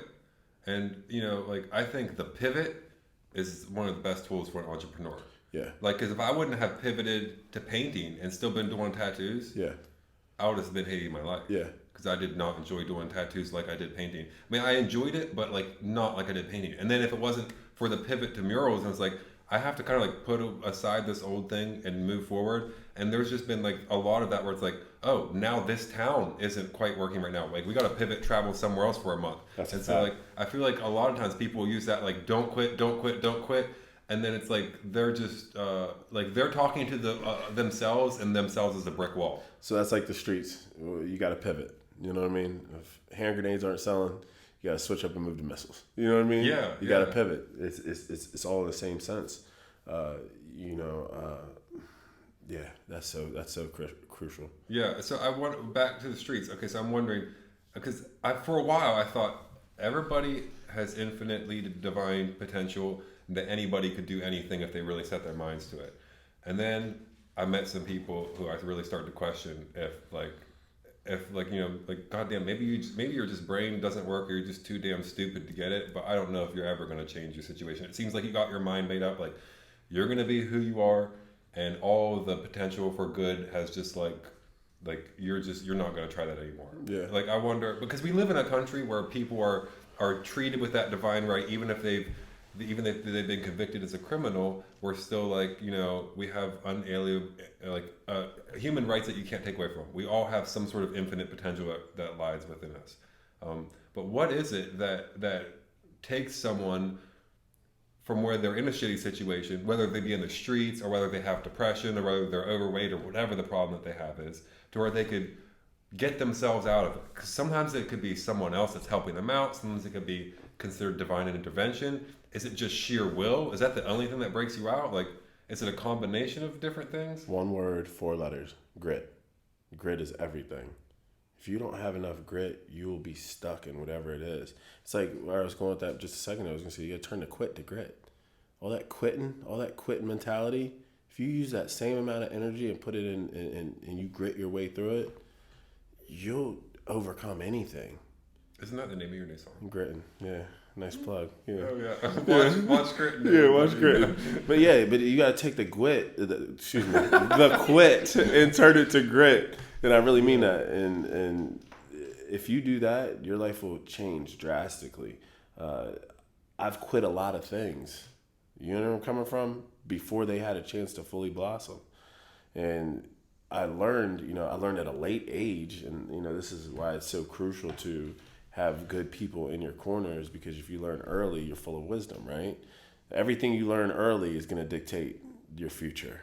Mm-hmm. So if you put a lot of grit into your upbringing of your children now, they're not going to have much quit in them at all. I promise you that. And me, I was just full of quit. I'm quitting this. I get started. I'm quitting that. I'm quitting this. I'm quitting that. I did airbrush art for a while. You know what I mean? Like, I was doing that, and I was getting good at it, and I quit it. I tried to pick it up some years ago, and I'm like, oh, this shit is crazy. Like, where did you get the grit from, though? The grit came in once you start looking at what it is you want in life and how you're going to get to it. So basically, you got to have a solid plan for the grit. You can't just be like, grit your teeth together. Nah, you gotta actually put in work. So it's like about your mindset. You're going into there, you're thinking about the future, and you're thinking about what is your desired outcome. 100% mindset, 100% mentality, 100% what we're doing to get, what steps we're taking to do this. That was one of the changes for me too, is I saw hope for the future. And I feel like that's a big one, where if you don't believe that that you could make it out of whatever it is you're going to do, you're not going to persist whenever the challenge arises. No. But if you believe that you could find a way to make it through, then you're going to start looking for ways. Mm-hmm. And if you're not looking for ways, you ain't going to find shit. No, never. You won't. I've seen a lot of good things come from people who never quit. And that was where it changed for me. You ever seen Lord of the Rings? No, I quit.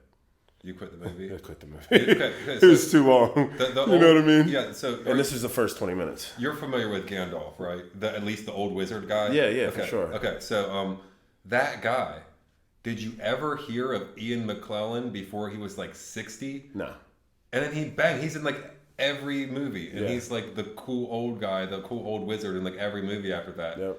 But he was an actor. Yeah. He just never quit. Yeah. And then he had his blow up. And then, like Ray Kroc, the guy who made McDonald's famous. Yep. Never quit. Yeah. Have you seen that documentary? I've seen a few different McDonald's things. Yeah. There's what's the one called on Netflix? There's a really good one on Netflix about he's like selling medical equipment. And he's like in his like late 50s. I thought he was selling like milkshake machines or some shit. Well, so he's selling medical equipment, and then that's not going anywhere, and then he starts doing the milkshake machines. That's what I thought. He approaches the McDonald's brothers, and he's like, "Oh wow, this is like the most successful restaurant I've ever seen. Yeah. Let's franchise." And they're like, "No, we already tried it. Don't work." Yeah. He ended up working some magic with like finessing it to where it was like a real estate acquisition, not like a brand acquisition. Well, McDonald's, if you don't actually know, or you may know, McDonald's' main business is real estate. Yeah. That was Ray Kroc. They got somebody for the meat. They got somebody for the potatoes. They got somebody for the produce. You know what I mean? That's their main business. Their main forte is real estate, y'all. That's it. They get you a building, make sure it's going to do well there, and boom, you got $1 million. It's a guaranteed $1 million on a McDonald's, by the way. What percent? Really? It's a guaranteed $1 million. You're guaranteed to make $1 million if you can own a franchise. What percentage of American real estate do you think is owned by China? That's deep. I don't know. What percentage do you think is owned by Bill Gates? I don't know. Like maybe like 3%, which is still probably a huge amount. Probably a big chunk. But I just saw something the other day that I thought was interesting. I saw a listing for 60,000 acres for sale in Texas. And I'm like, went to that website and I start seeing all these plots of land that are like in hundreds of thousands, 200,000s. And I'm like, so there are people out here that are just selling infinite space here in America for millions and millions of dollars. Who's buying it all? Yeah. I wonder who wants hundreds of thousands of acres of forestry. Yeah. Well, and for what purpose? If you see all that, I wonder then, like, I really question, like, the overpopulation thing. Like, yeah. We're not. This seems like there's a lot of space. Okay, so you work We're populated in fucking little areas. We're overpopulated in these areas. New York City's sinking like what, half an inch a year or something like that? Something crazy is sinking. You know, those pyramids aren't sinking out in Egypt, though. Too many people. There's no... Yeah, but like I'm saying, there's too many people, too many structures on that land. Yeah. You know what I mean? Do you think wind turbines work? Yeah. Like, is it a net plus? A net positive for like the 100%. environment? Oh, yeah. 100%. I've heard some people like poke fun at them before and say like Sure. that they cost more energy than what they produce. Not true. Not true. That's not true. Well, I'm learning from an expert. So yeah, that's not true at all. That's not true at all. The only problem that people have is that energy does not get used or dispersed in their local regions. Mm-hmm. That's all it really is. Because like the stuff we're doing here probably goes to fucking not Florida, but New York, New Jersey, Pennsylvania. Really? Yeah. They could send energy that far. I mean, I don't know how it works, but it works. And if you can figure out how to store energy, you're going to be freaking filthy rich because they haven't figured that out yet. How to store and transport energy. They need to figure out how to get the salt out of the ocean and just, that we would never have to worry about clean water again. There you go. Have you ever seen the gravity lights that they have in Africa? No. Bro, these are so cool. No. So they were like solar panels. What are you going to do with solar panels in the wintertime?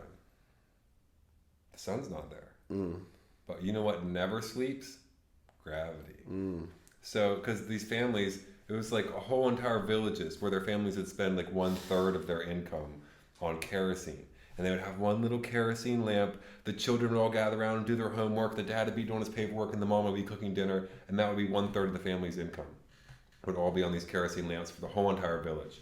And then so they invented this light where it has a little motor in it, and then you have a weight attached to it. You like reel it up, you put the weight there, and then it has a light bulb, and then the weight slowly pulls down, and it cranks the motor and charges up the battery. Oh, that's crazy. And then all you have to do is just roll it back up, and you could do it indefinitely. And so it cost them, you know, like after 3 weeks, it pays for itself, and then they're not spending 1/3 of their income. That's on insane.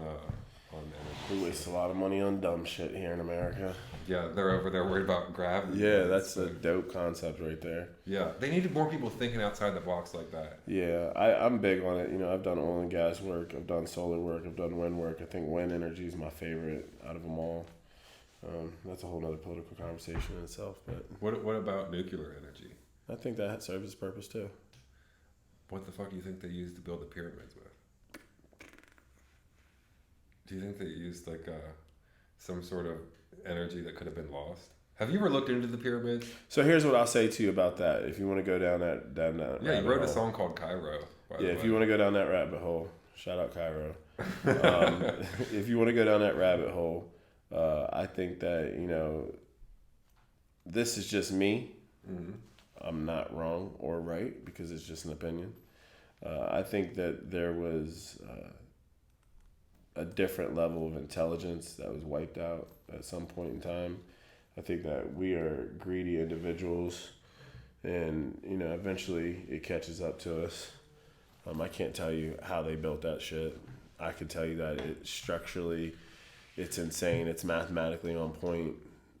There's been some really interesting theories on how it was built. But I think that, you know, we're not the only life form out here. I believe that we're actually all aliens.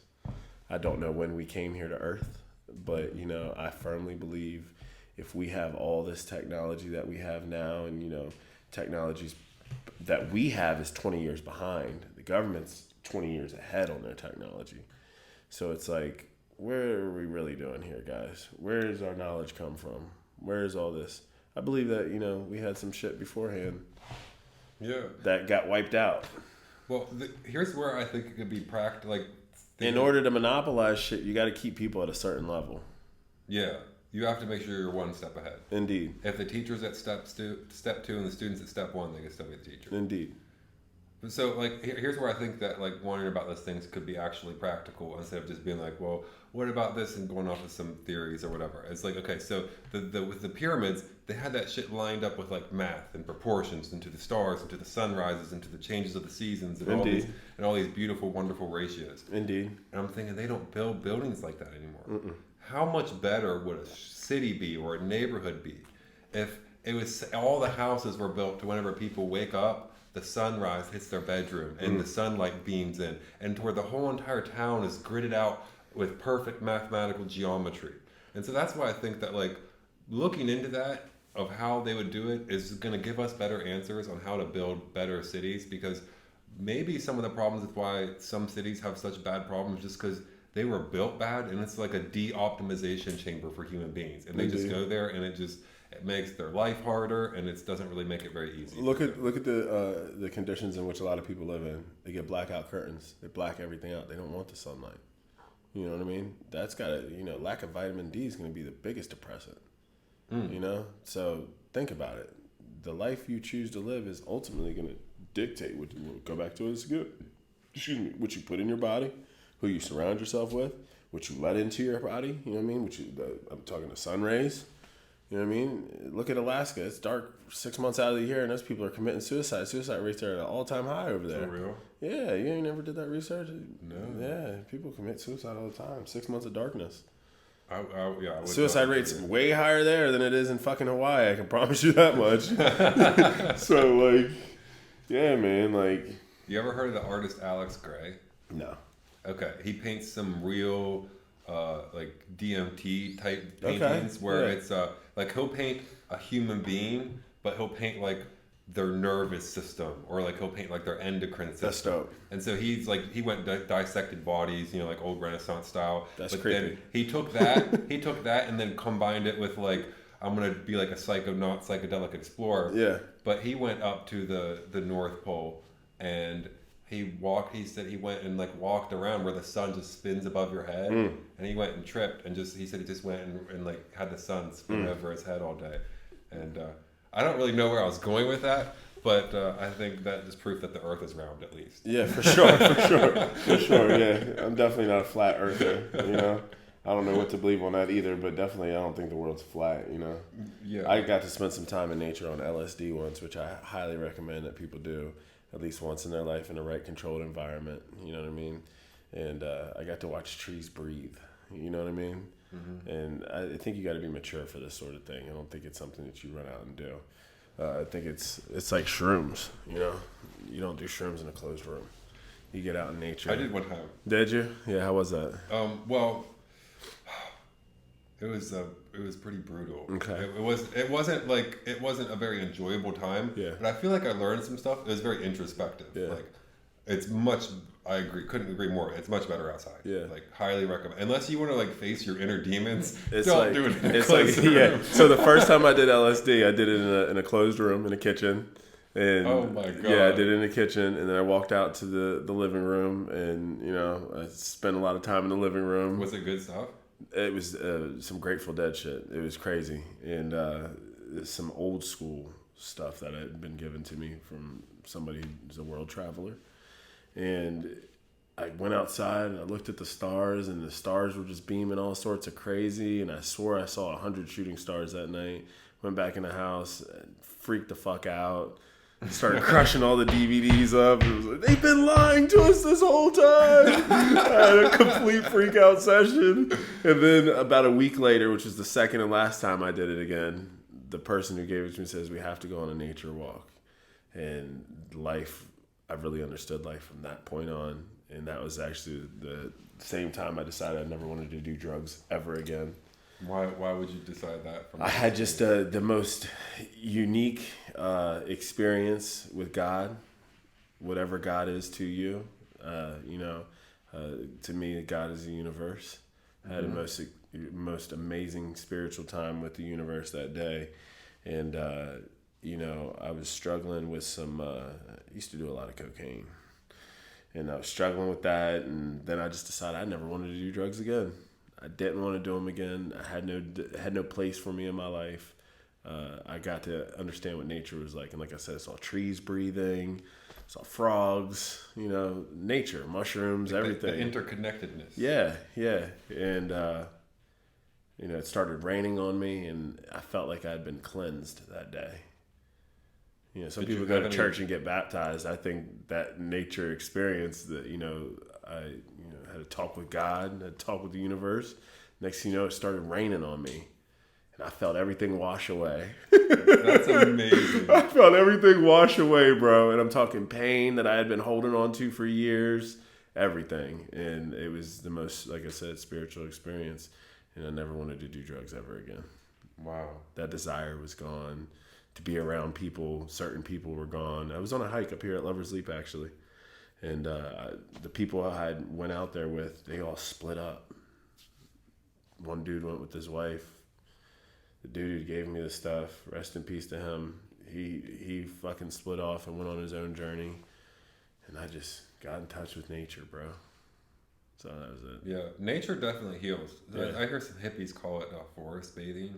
Yeah? That sounds so stupid. That sounds weird. It does, yeah. I just call it like going for a walk, But yeah, there's definitely that feeling of going in and having the nature just all like all encompassing, empower you. And because I was reading this book where, like weed's got all this terpenes in it, right? Yeah. Well, the forest has these terpenes. Yeah. And it's highest in the summertime. And like being in the deep forest where they got the rich terpenes, breathing that in like 20 minutes, it actually affects women more than it does men. Yeah. Like if me and you were to go in there after 20 minutes, our adrenaline would be cut in half. For a woman, 70% adrenaline gone. And that lasts for 3 days. If you go for 3 days in the forest, it could last for up to a month where your adrenaline's lower. Okay. And so just like... So I could tell you this much. That's kind of bullshit. I'll tell you this much. What do you think it would be bullshit for? So here's what I'll tell you. I've done a lot of hiking. And I'm talking from an early age. I was doing hiking. I got to spend some time in the Algonquin National Forest in Canada, and I've done some hiking through there, portaging, carried a canoe and backpack, and it was the most adrenaline pumping. It built a lot of, it was a lot. And I think that when you get in nature and you disconnect from all this shit, from the digital shit, from electricity, and you just have nothing but nature to rely on, you got to get out there and stick your canteen elbow deep into the water, and get that clean water from down there. It connects you. You're drinking from source. You're drinking from the universe right there. There's no purification, no additives. So I'm curious as to how that would be bullshit, though. How would the terpene, breathing in the terpenes reducing I think reducing the adrenaline is wrong, because my adrenaline was pumping the whole time. It was going up. Well, by adrenaline, do you like what they were doing is like, so like you're like. Do you mean stress? Well, so like your adrenal gland would be, so like, say for example, if you're sitting down and you're thinking about, oh my God, what's going to happen? Yeah. You got your cortisol levels increasing, and your adrenal gland is like working on overdrive. Okay. It reduces all that to where it's like you're not going to. Now obviously if you see a tiger, you're going to want to run. Indeed. And obviously if you get excited, you're going to get excited. It's not going to keep you from getting excited. Yeah. But it like when you leave, you're not going to be like, oh, I'm worried. Like it reduces that, like where it releases that worry that like I gotta go, I gotta run. It cuts that out. Yeah, I could. Well, so if you want to put it that way, yeah. If you want to talk about stress relief, for sure, it's getting rid of anxiety for sure.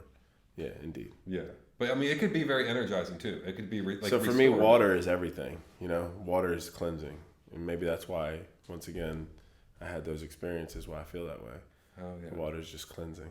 So have you ever made a song about Moses? He was the symbol of water. No, but I've used some Moses lines. There are some Moses lines, yeah. For real? Yeah, you gotta search the catalog, but there's definitely some Moses lines. I'll keep part in crowds. I did hear, because that's the crowd like Moses. Yeah. He was the symbol of water, and Pharaoh was the symbol of the rock. Yeah. And then at the end, the water becomes his demise. What do you think about the Bible? Let me ask you a question. What do you think about the Bible? I think it's the most profound piece of literature ever written, and it's probably the most true document that exists. Do you think so? All right. I mean, I don't think that... I respect your opinion. I'm just curious. Yeah, I mean... I think there's been a lot of stories of it, and there's been a lot of, What do you think about the Bible? I think that there's a lot of stuff added to it. I think that, people didn't really know how to read and write back then. I think that there's, they say 12 disciples couldn't even read or write. So where are we getting these books from? These New Testaments. Yeah. That's what I'm referring to.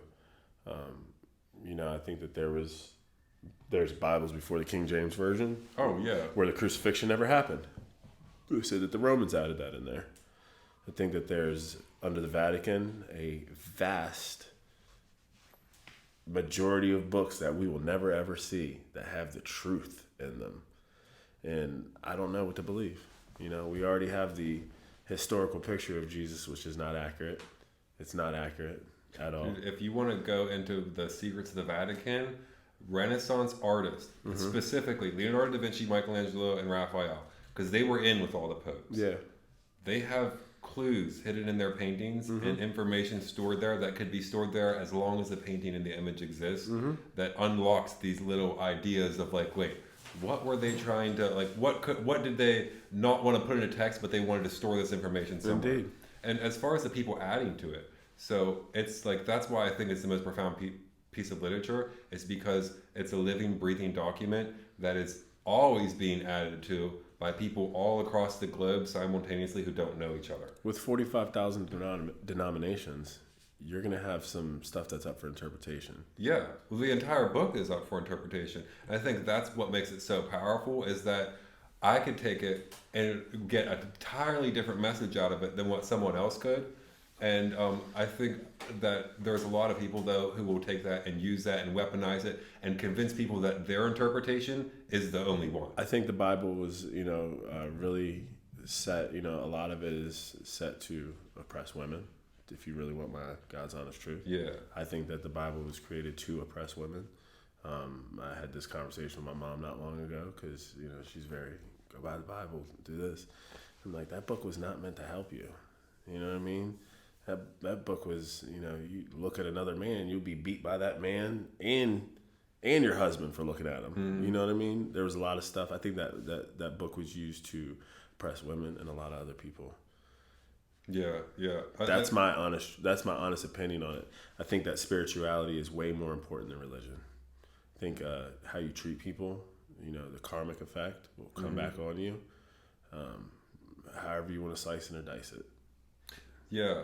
I think that for people to realize that there's something other than the material, that there's a part that you can't see, a part that emanates out, that perhaps the sense of yourself could extend past your body.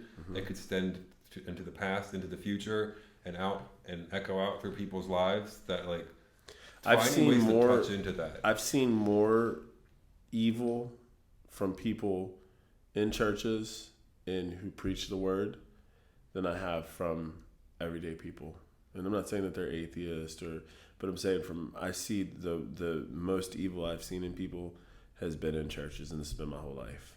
You think that's from just the juxtaposition and the contrast of you're pretending like you're being so good, but I know your fucking secret. That's why it looks worse. Yeah, but I think that people, they're not keeping it real. Yeah, and I think that there's a lot of people who they hide behind they hide behind that shit. Yeah. They hide behind it because, a lot of stuff gets uncovered and you're like, wow, so that's why you were going so hard to say you were different and to be different behind the guise of religion. You know what I mean? Yeah, and I'm not trying to defend Christianity or Catholicism or any particular religion, but I just think that I don't understand it enough to write it off as I think all stupid. religions go back to this, love. They all go back to good works. Do good by people. Don't be a dick. And that's hard sometimes because some people are just stupid and lack common sense. But, we got to focus on what it is that we're trying to really build. Are we trying to build positivity or are we trying to build negativity? Are we trying to build people up or are we trying to tear them down? You know what I mean? In life, what you put out there is going to reciprocate. If I wake up every day and say, my life is shitty, my life sucks, I hate myself, don't even look at myself in the mirror and smile, the world will treat you as such. If you wake up every day and you feel like $1 million, you may not have $1 million, but if you wake up every day and you feel like $1 million and you treat everybody like $1 million, man, I have so many opportunities and things that have happened for me in life just because I keep a smile on my face. And I may be miserable as fuck that day, but I kept that smile on my face and affected somebody totally different than they would have probably ever been affected. And now here we are having a conversation, now we're building, and now, this opportunity is presenting itself. How would you like to be a part of it? Shit. If I wouldn't have had that smile on my face and asked them how they were doing, we would have never had this conversation. Yeah. If I walk around fucking angry every day, do you want to talk to an angry person? If you see somebody visibly, quite exhausting to talk to an angry person. If you see somebody visibly fucking, I'm not calling more. We had an experience with an angry person the other day. Frying pan. Yeah, I swear. Oh, I thought you were. No, I was talking about we had an experience with an angry person the other day. I swear, I'm not talking about you, Mark. I know what you're I promise. Yeah. I promise. Yeah, here we go. I'm sleeping on the couch. Wrong question to ask. I'm sleeping on the couch. Yeah. See how you wake up feeling tomorrow. Oh my god. Yeah, but long story short, it's you deal with fucking shitty people and you got shitty attitudes, you're gonna have shitty outcomes. Yeah, if you go about life and you don't know what type of opportunities will present themselves. If you look for them and you act and you're gonna prepare yourself as if they're actually gonna come. Yeah. What if the opportunity comes and you're not even prepared for it? It's you train to fight so you don't ever have to get into a fight. Success only happens when preparation and opportunity meet, right? Yeah, I heard you say that you were training though. What training are you doing? Boxing. Yeah. How long have you been doing that for? Well, that's how I lost all that fucking weight in 90 days last time, was eating right and just boxing 3-4 days a week. And I was training to fight. That's what I really wanted to do. And then I got back on the road working. You want to get into the ring and fight against another boxer? Yeah, I want to beat some people's asses. I got a lot of shit stored up inside of me that I'm still trying to get rid of. And I think that'll be the best way to get it out. Oh my God, that's ballsy. Yeah. I actually got a whole little program I'm getting ready to put out here. And I'll talk about it more later. And We're gonna call some people out, and we're gonna settle some shit in the ring. You know what I mean? We're gonna see if all that Facebook talking is real. We're gonna see is it someone like locally? Listen, I was training to do like rough and rowdy. You know, tough man, yeah. But I want to take it. I want to take it another step further. I want to turn into some money. So I got a way we can monetize this, and I bet if you promote it, you could make way listen. More We can get the whole community involved, and we can get our own fights scheduled here in Cumberland, and we can really. I'll help promote it. Listen, we can put some shit together. I got some great ideas. Tough man, and I've got some great people. Listen, I got some great people. No, we're talking $5,000 matches, $10,000 matches, big matches. And it's really about what you put in. I'm not looking to make any money off of it. I make enough money working. You know, I've got a real job, and that's a secret to life, kids. Get a real job. Don't believe that bullshit where people tell you you can't work. That shit is dumb. Yes. Please. Everybody's so fucked up right now. You have got to work. Don't let nobody tell you you don't need a job. Don't let nobody tell you selling drugs is the only way and all this other shit. Get a job. The only goofy shit is not having any money. Yeah, dude. So like exactly, it's like these paintings here. Yeah. Like I was painting them, but I wasn't selling them, so that's not a job. No. You know. No. But it wasn't the murals. That's a job because I'm working for somebody. Then. And so like this, as far as you can monetize your art, yeah, absolutely, do that. But like this, keep it coming though. People get complacent. Oh, let me make some money. Oh, I made some money. Now I'm gonna kick back. No, you got to stay hungry. Got to keep that grit. Yeah.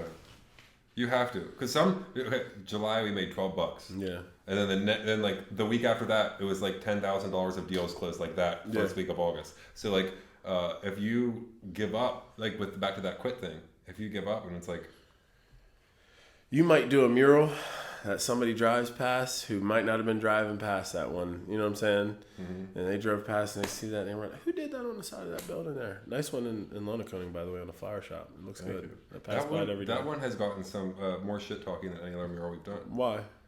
I don't know. I was dumbfounded. People were upset because I didn't paint a coal miner.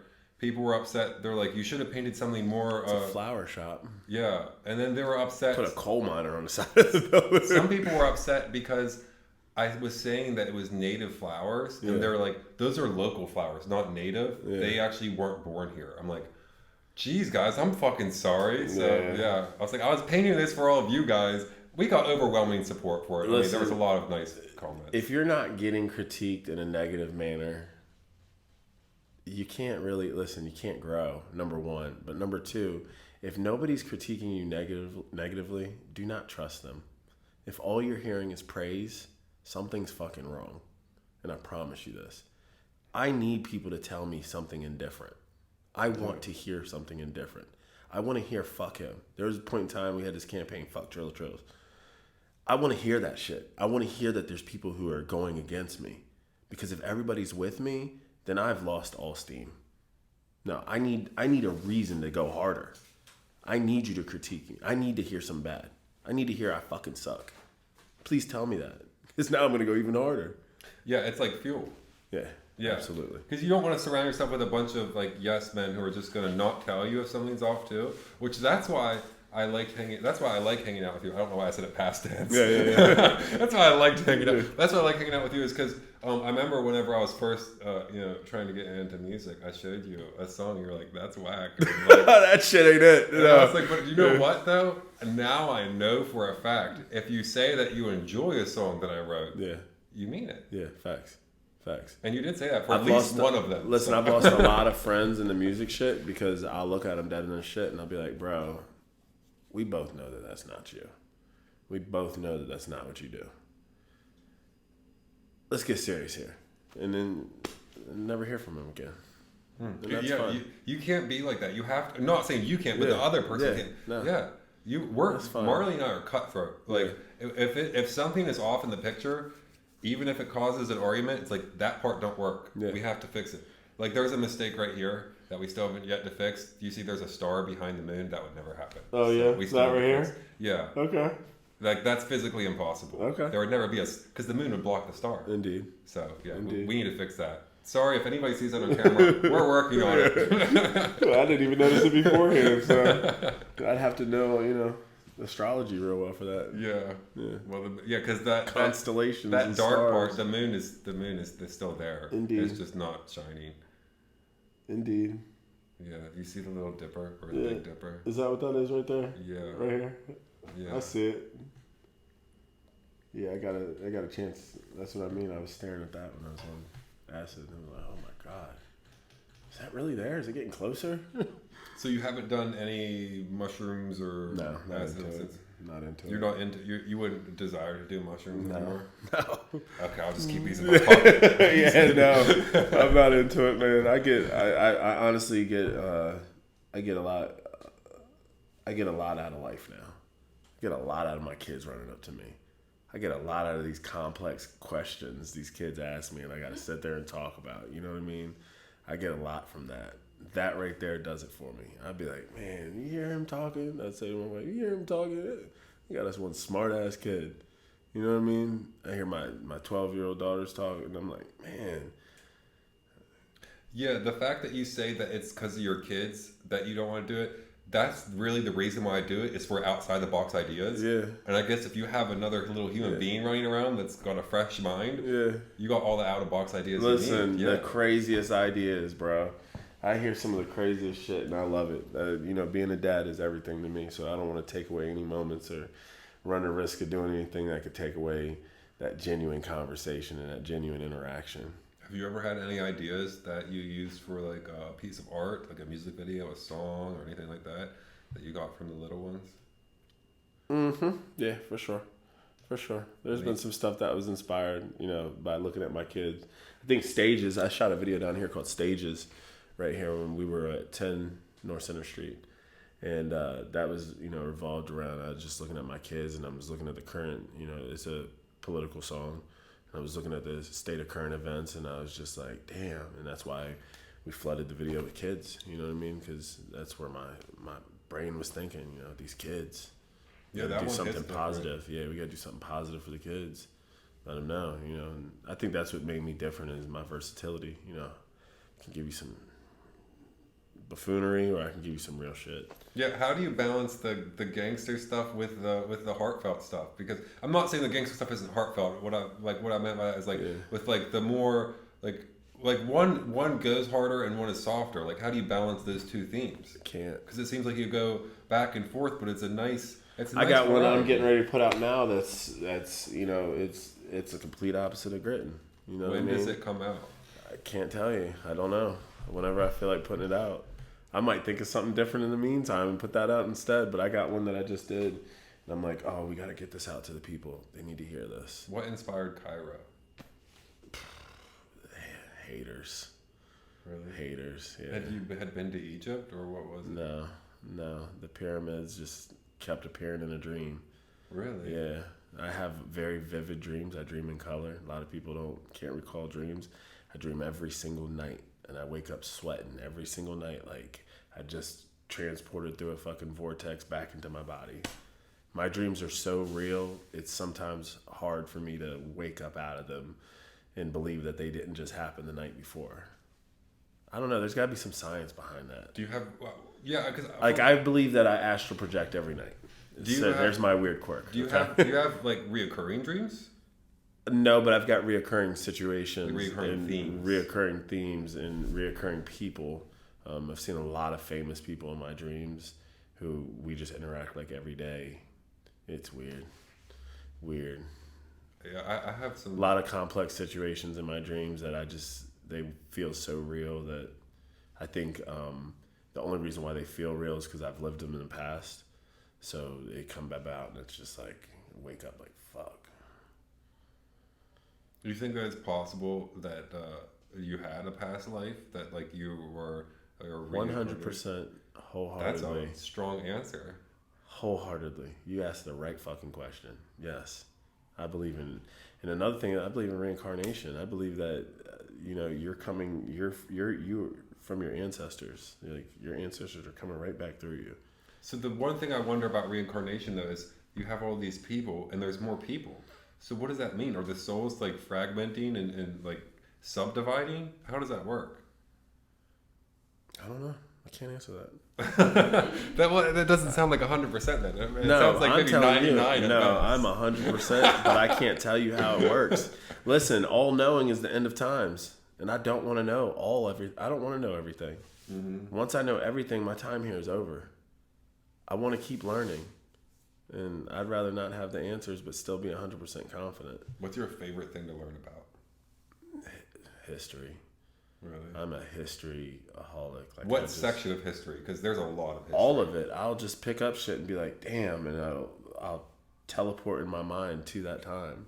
You like read about wars? Like you ever see like there's like old TV shows and people would like cut scene back and they'd be dressed differently, and like that's how it is in my brain. I'll fucking read shit about the war and I'll see the uniform on it. Like, you know, you travel like Harper's Ferry and you read shit and it's like, oh, now I got the uniform on in my brain and I'm like fighting the battle and doing shit, and I'm like, it's like I go back there in my brain real easily.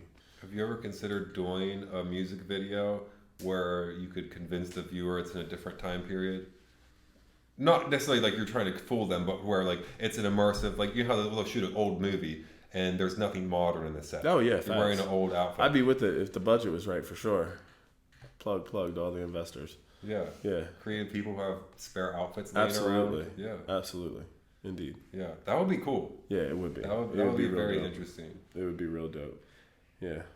I like history too, but I just focus on such a small section of history. It's just like art and religious history. Yeah.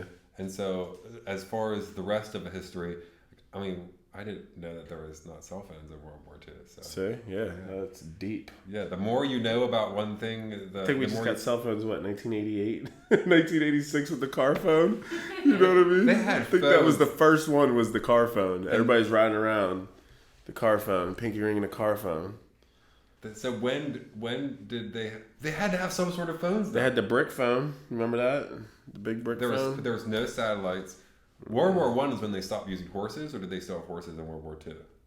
Not World War II. Not World War II. They're using. Yeah, they were using tanks in World War II. That's some shit though. Can you imagine tanks and horses in the same battle?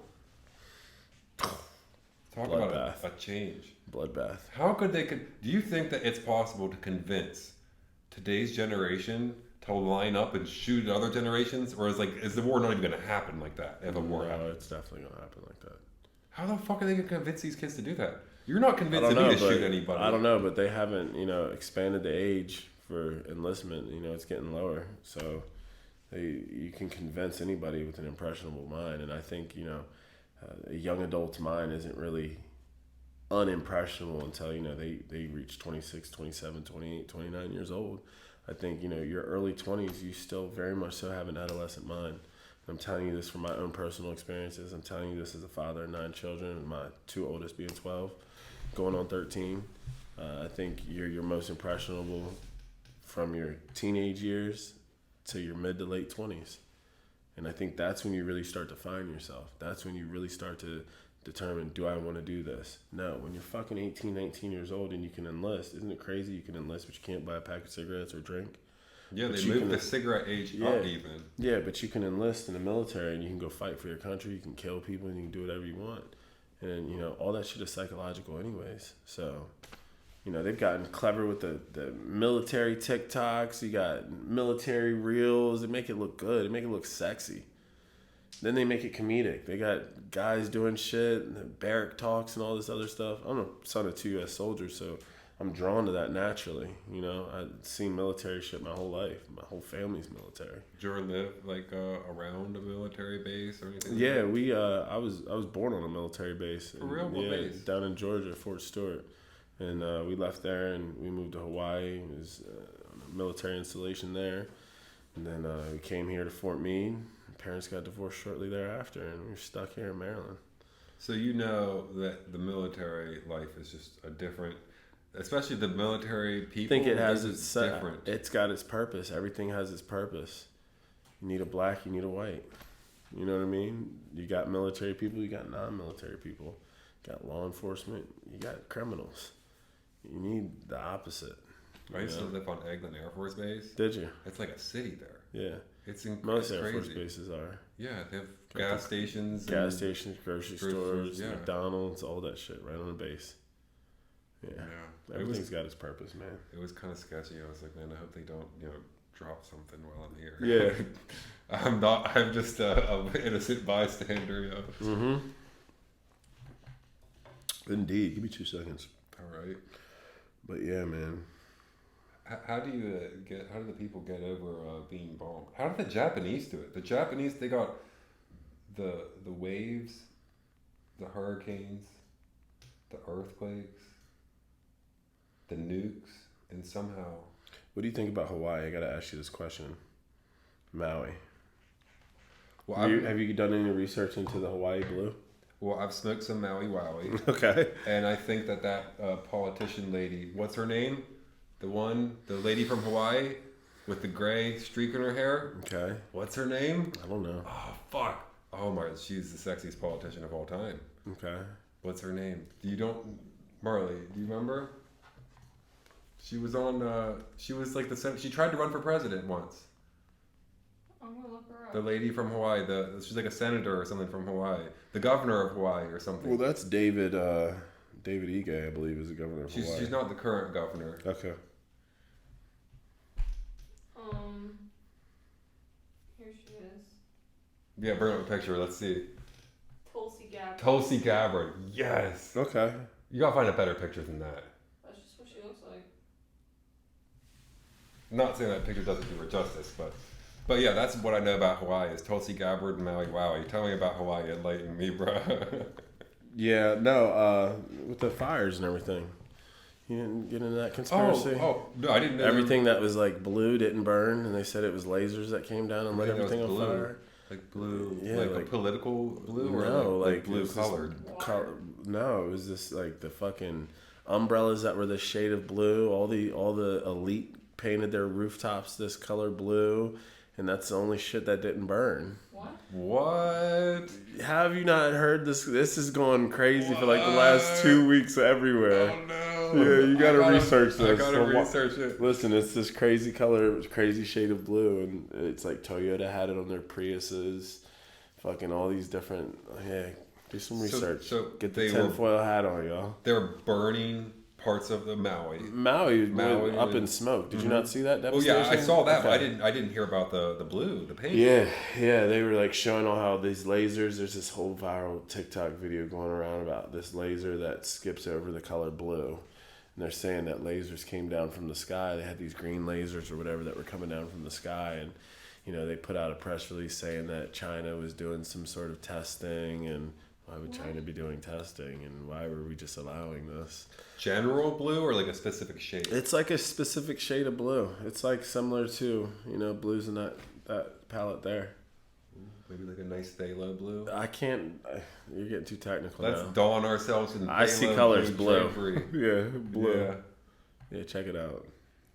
Yeah, blue is one of the best colors too. Yeah, it's calming. It's a very calming. Yeah. Green's calming too, but it's also too much for whenever in large amounts. See, I'm a redaholic. I love red. The color red. I don't know what it is. It's just satisfying to my eyes. Yeah, red's a good color too. Yeah. I mean, they're all good. Red and purple, really, those are my two favorite colors. Do you ever put red and purple together? Yeah, for sure. You find ways to make it work. Yeah. I've seen people pull it off pretty nicely. Yeah, but purple's really my favorite though. I think red and purple is kind of a hard combination. Red is pleasing to the eye. Purple is just soothing. It's more soothing than blue to me for some reason. Did you see the gym mural we did with the fire. With the little red claws? Yeah, that was fire. Yeah, the red and the green bounce off each other. Yeah, really nice. Indeed. But man, so Maui, I never heard about the blue color. But I know that they had, because I was listening to Tulsi Gabbard on the Joe Rogan podcast, and she was saying how that they had a nuke threat. Okay. And they said, everybody take shelter right now. There's an incoming missile. And this is like a couple years ago. I do remember that. And so she was like, I think that had something to do with Japan, I feel like. Yeah. And so she was saying a nuke threat is so real that we're not prepared for it. And then shortly afterwards, New York came out with that video where they're like, here's what to do in case of a nuclear attack. Really? And they were like running it to all the New York citizens as if, and they were like, first, stay calm. Stay away from your windows. And it's like all these things. It's like, you really think this is going to save the people? No. That's the bad. If there ever is a nuclear incident, it's over with. It's over. I hope it doesn't happen. I really do. I don't want there to be war. Yeah. I mean, I don't know if I think that's a pretty general opinion. Yeah. But War makes money though, you know. There's got to be a better way to make money though. Whoever is thinking about having a war, hit me up. We could talk. we could talk about building strategies on how to not. Well, yeah, we could talk about building like cities with geometric proportions Yeah, that'll make more money. Facing the sunlight when you wake up. Yep. And if it happens, I'll just make propaganda art for the highest bidder. There you go. There you go. There you go. Propaganda art. That's smart. No, that's a fucking genius idea. Shit. Yeah. You should be doing that right now with the fucking elections coming up. Oh my god, no! I'm gonna wait until I have no other choice. Light bulb. No, fuck that. You gotta capitalize. You gotta.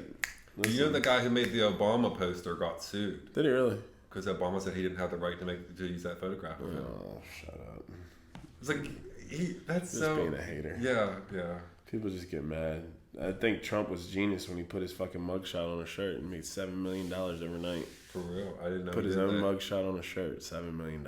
Did you ever see how genius is that? Like, I'm sure you saw Trumpy Bear, right? No. Oh, they're the most cringe commercials you will ever see. No. Well, Donald Trump, he did his own NFT drop too. That was trash. And NFTs are just they're not being. You should have gotten to that when that was popping. You should have created your own NFT and then ran off with all the money. That's all those guys did. They created NFTs. Artists went out everywhere. I seen this one guy on my Facebook, man, and he's living like a fucking Indian sheik, man. And he was just an artist, and he created some NFTs, and people invested in them shits when they were popping and bubbling through COVID. And he's on yachts. He's got penthouses in Miami now. He fucking made a pretty penny off that. Whatever happened to the Bored Ape guys? Because the last time I checked, they were under investigation. That's for what fraud. I thought. I was about to say. I think they were. It's all fraud. All that shit is fraud. Yeah. Well, here's where NFTs is not going to be fraud. Okay. So we have a gallery opening, and each painting has an NFT attached to it. Mm-hmm. Or you buy a ticket where an NFT is attached to it. Indeed. And then so now that ticket has an NFT. It maybe means nothing. Maybe you could throw it away, but it's a record in your digital wallet. And then maybe you want to trade it with someone, and you could say, look, this is the one. This is the ticket that Elton John had whenever he went to his last Super Bowl before he was famous, or the last concert he went to before he was famous, and you could prove that this was actually his. Yeah. So you have all of that where you could track the dates, but then you have where you could pass down ownership, and you could do smart contracts. That'd be dope. Where it could be like, okay, I have the artwork that's going to be passed down, and if I sell this, whoever sells it afterwards, that's going to be who makes the most money off of it. Because most of the money, like 99% of all money that gets made off of art is in the secondary market, not the first-hand market. Right. So it means like it's Christie's and Sotheby's make all the money. Indeed. But if we have a smart contract where I sell it to someone and they get the NFT, I keep the version in my wallet where it's like, okay, we have this where now I have it written to the contract where whenever you sell it, I get 10% of that sell for indefinitely, and that passes down through generations. Whenever the painting reaches $1 million, the great-great-grandchildren are going to get 10% of that. Yeah, that'd be dope. Can you imagine if whenever Leonardo da Vinci sells for $100 million, if his great-great-great-grandkid could get a portion of that? He didn't have kids, but if he had... Wasn't the thing with it, though, where it's like, okay, you've created it and turned it into an NFT, then you got to destroy the original? Isn't that how that was? Well, Damien Hirst had done that, so where he had... Because are you familiar with Damien Hirst? Maybe. Okay, he's the guy who did if I see it. He did the shark. Okay. Where the giant shark... Well, he's done like the animals in formaldehyde, but that's the one that really made him blow up. Okay. He also did the paintings where it's a big white canvas and a bunch of like circles, all different colors, almost like medicine boxes and stuff. Okay. But with the shark though, that was crazy because he's the guy who his first big deal that he got. He was like pretty broke, pretty poor. He got a nice little paycheck from selling, and it was like a couple, like I think $50,000 or something. He invested it all into this shark. And he got the shark and sold it for like $1 million profit or something like that. And he took all of that and invested into a huge bronze sculpture that without any buyer, just in the faith that it would sell, and then sold that for like a bunch more money. Took that, bought a bunch of diamonds. Crazy. And then put all the diamonds onto his skull. He bought like millions of dollars worth of diamonds, put them onto the skull, and then sold that for like $10 million profit. And he just kept reinvesting in his art, believing in himself. But so, wait, where are we going with that? With NFTs being destroyed. Okay, yeah. So with... Or the originals being destroyed. Yeah, so he did that where he made like 10,000 prints there were prints, there were original things, and he said, I'm gonna have an NFT attached to each one. Each one is gonna sell for $2,000. He made $2 million off this project. Yeah. And he said, okay, at the end of it all, we'll have 1 month for you guys to decide. At the end of the month, you choose. Do you want the digital version or the physical version? At the end, if you want the physical version, we're gonna erase the digital file and we're gonna send you the physical version. If you want the digital version, we're gonna burn the original drawing, a hand-drawn thing, and you're gonna get the digital file. And he just wanted to see like where people sit with technology. Yeah. And so I think that's whenever people heard that, because he's so influential in the art world, everybody just started assuming that you have to burn the painting. But it could be attached to, you go to a bar and you get a wristband, and whenever they check your ID, they check your ID on your phone, they check your digital wallet, and it just goes as a non-fungible token. At this day, you were at this bar at this time, and this is record that you were here. Yeah. And so that's what the NFT could be used for. It doesn't have to be like a substitute for the original thing where the original has to be destroyed. It makes me think of one of my favorite artists, Banksy. Did you see when his art piece sold and then it shredded immediately after it sold? Yeah. That was fucking genius. That was great. He also did one where it was like, I can't believe you stupid fucking idiots are spending this much money on my paintings. Yeah. And that was like what the painting had said. Yeah, I love him, bro. He did a giveaway. He was down in Manhattan late last year or earlier last year? He was just standing in the fucking subway with his paintings, and it just said, give me what you think they're worth, or something similar to that, something crazy. And I was following a lady who she had gotten one of his, and she was trying to get it authenticated, and then it came out that it was really him standing there, and she got this piece for $200 in the subway, and like everybody had just been walking past Banksy the whole fucking time, and it was just another one of his little installations. Like, it's brilliant to me. That's so much, such a huge factor though, is where you're at, of how much it's worth. Because they did the world-class violinist in the subway. Did you see that? Possibly. It's like he sells out like the most successful financially violinist in the world. So he goes to a subway and puts like a little hat there and starts playing. And obviously this guy is a grandmaster of violin. He knows all of it. And at the end of the day, he makes like, $50, like about the average that anybody would make down there. And so it's like, if you're in that location, that's your cap. It's $50 a day. You're not going to. It doesn't matter how good you are. So you need to get on a different stage where they're going to pay you better. Because there's people who are taking that stage that aren't as good as you. That if you go there, they'll be like, oh yes, we've been looking for someone because we need someone better here on the stage anyways. So like that's what I learned about. That's why the paintings are in here, and I'm not trying to sell these paintings. Yeah, that's a fact. It's like I'm investing into my own stock. Yeah. There's a lot of art galleries here too. How do you feel about that? All the different art galleries. There's a new one that just opened up. Right down here on the corner. Yeah. I saw that. They have a lot of prints and a lot of lithographs and stuff. I'm curious to see if they'll sell. I'm curious to see if there's people in this area who know about that and know what the artists are. They have like Marc Chagall, Toulouse. They have Dali. I know a lot of people know Salvador Dali. Of course. He's the one that probably everybody will know. But I'm really curious if most of the other people, like some of the artists I didn't know. Yeah. And I study artists, so I'm like, I don't know how many people around here. I mean, if you're tapping into the old money that's in here, that's your best bet. Because I know the young people, they're not going to pay $1,800 for a print. No. There's no way. No, there's a lot of. That's why I say I'm interested to see. I really hope with the development of downtown here, we get some cool places to patronize. But at that same sense, that's why I want to know what you think. Another art gallery. I'm more interested in this because this is all locally born and bred. You know what I mean? This is from your brain here, right in this city. All these other people don't, like you said, who's going to know those names? Yeah. You'd be more apt to getting clients here because you're from here. That's just the nature of the beast in this town. Oh yeah, we haven't sold one painting out of this gallery yet. I actually have made it a point to try to not sell any paintings out of the gallery because I just want to I feel like that's a nice thing to do where I have the murals, so I don't have to sell them. Yeah, and it feels kind of gross to have to sell them if I really care about them. And someone's like, "Well, would you take less?" I'm like, I'd rather not even have this conversation right now because I enjoy it. a lot, and I like to rotate them out and have different arrangements of them. And so if you don't really see the value in it, then I'd rather not even try to have to sell it. I'd rather just paint the murals and make my money from that. Yeah, get your bread and butter. You probably do a lot better marketing outside of this region though. Yeah, there's just not a whole lot of fine art. I mean, there was a guy a while back though who I saw who did his show at the Gilchrist Gallery who had sold like $10,000 worth of work in a show, and I thought that was like pretty impressive, I guess, for this area. But then if you go somewhere like go to Miami, Miami's full of art. I love Miami because of the art. Have you seen the art district though recently?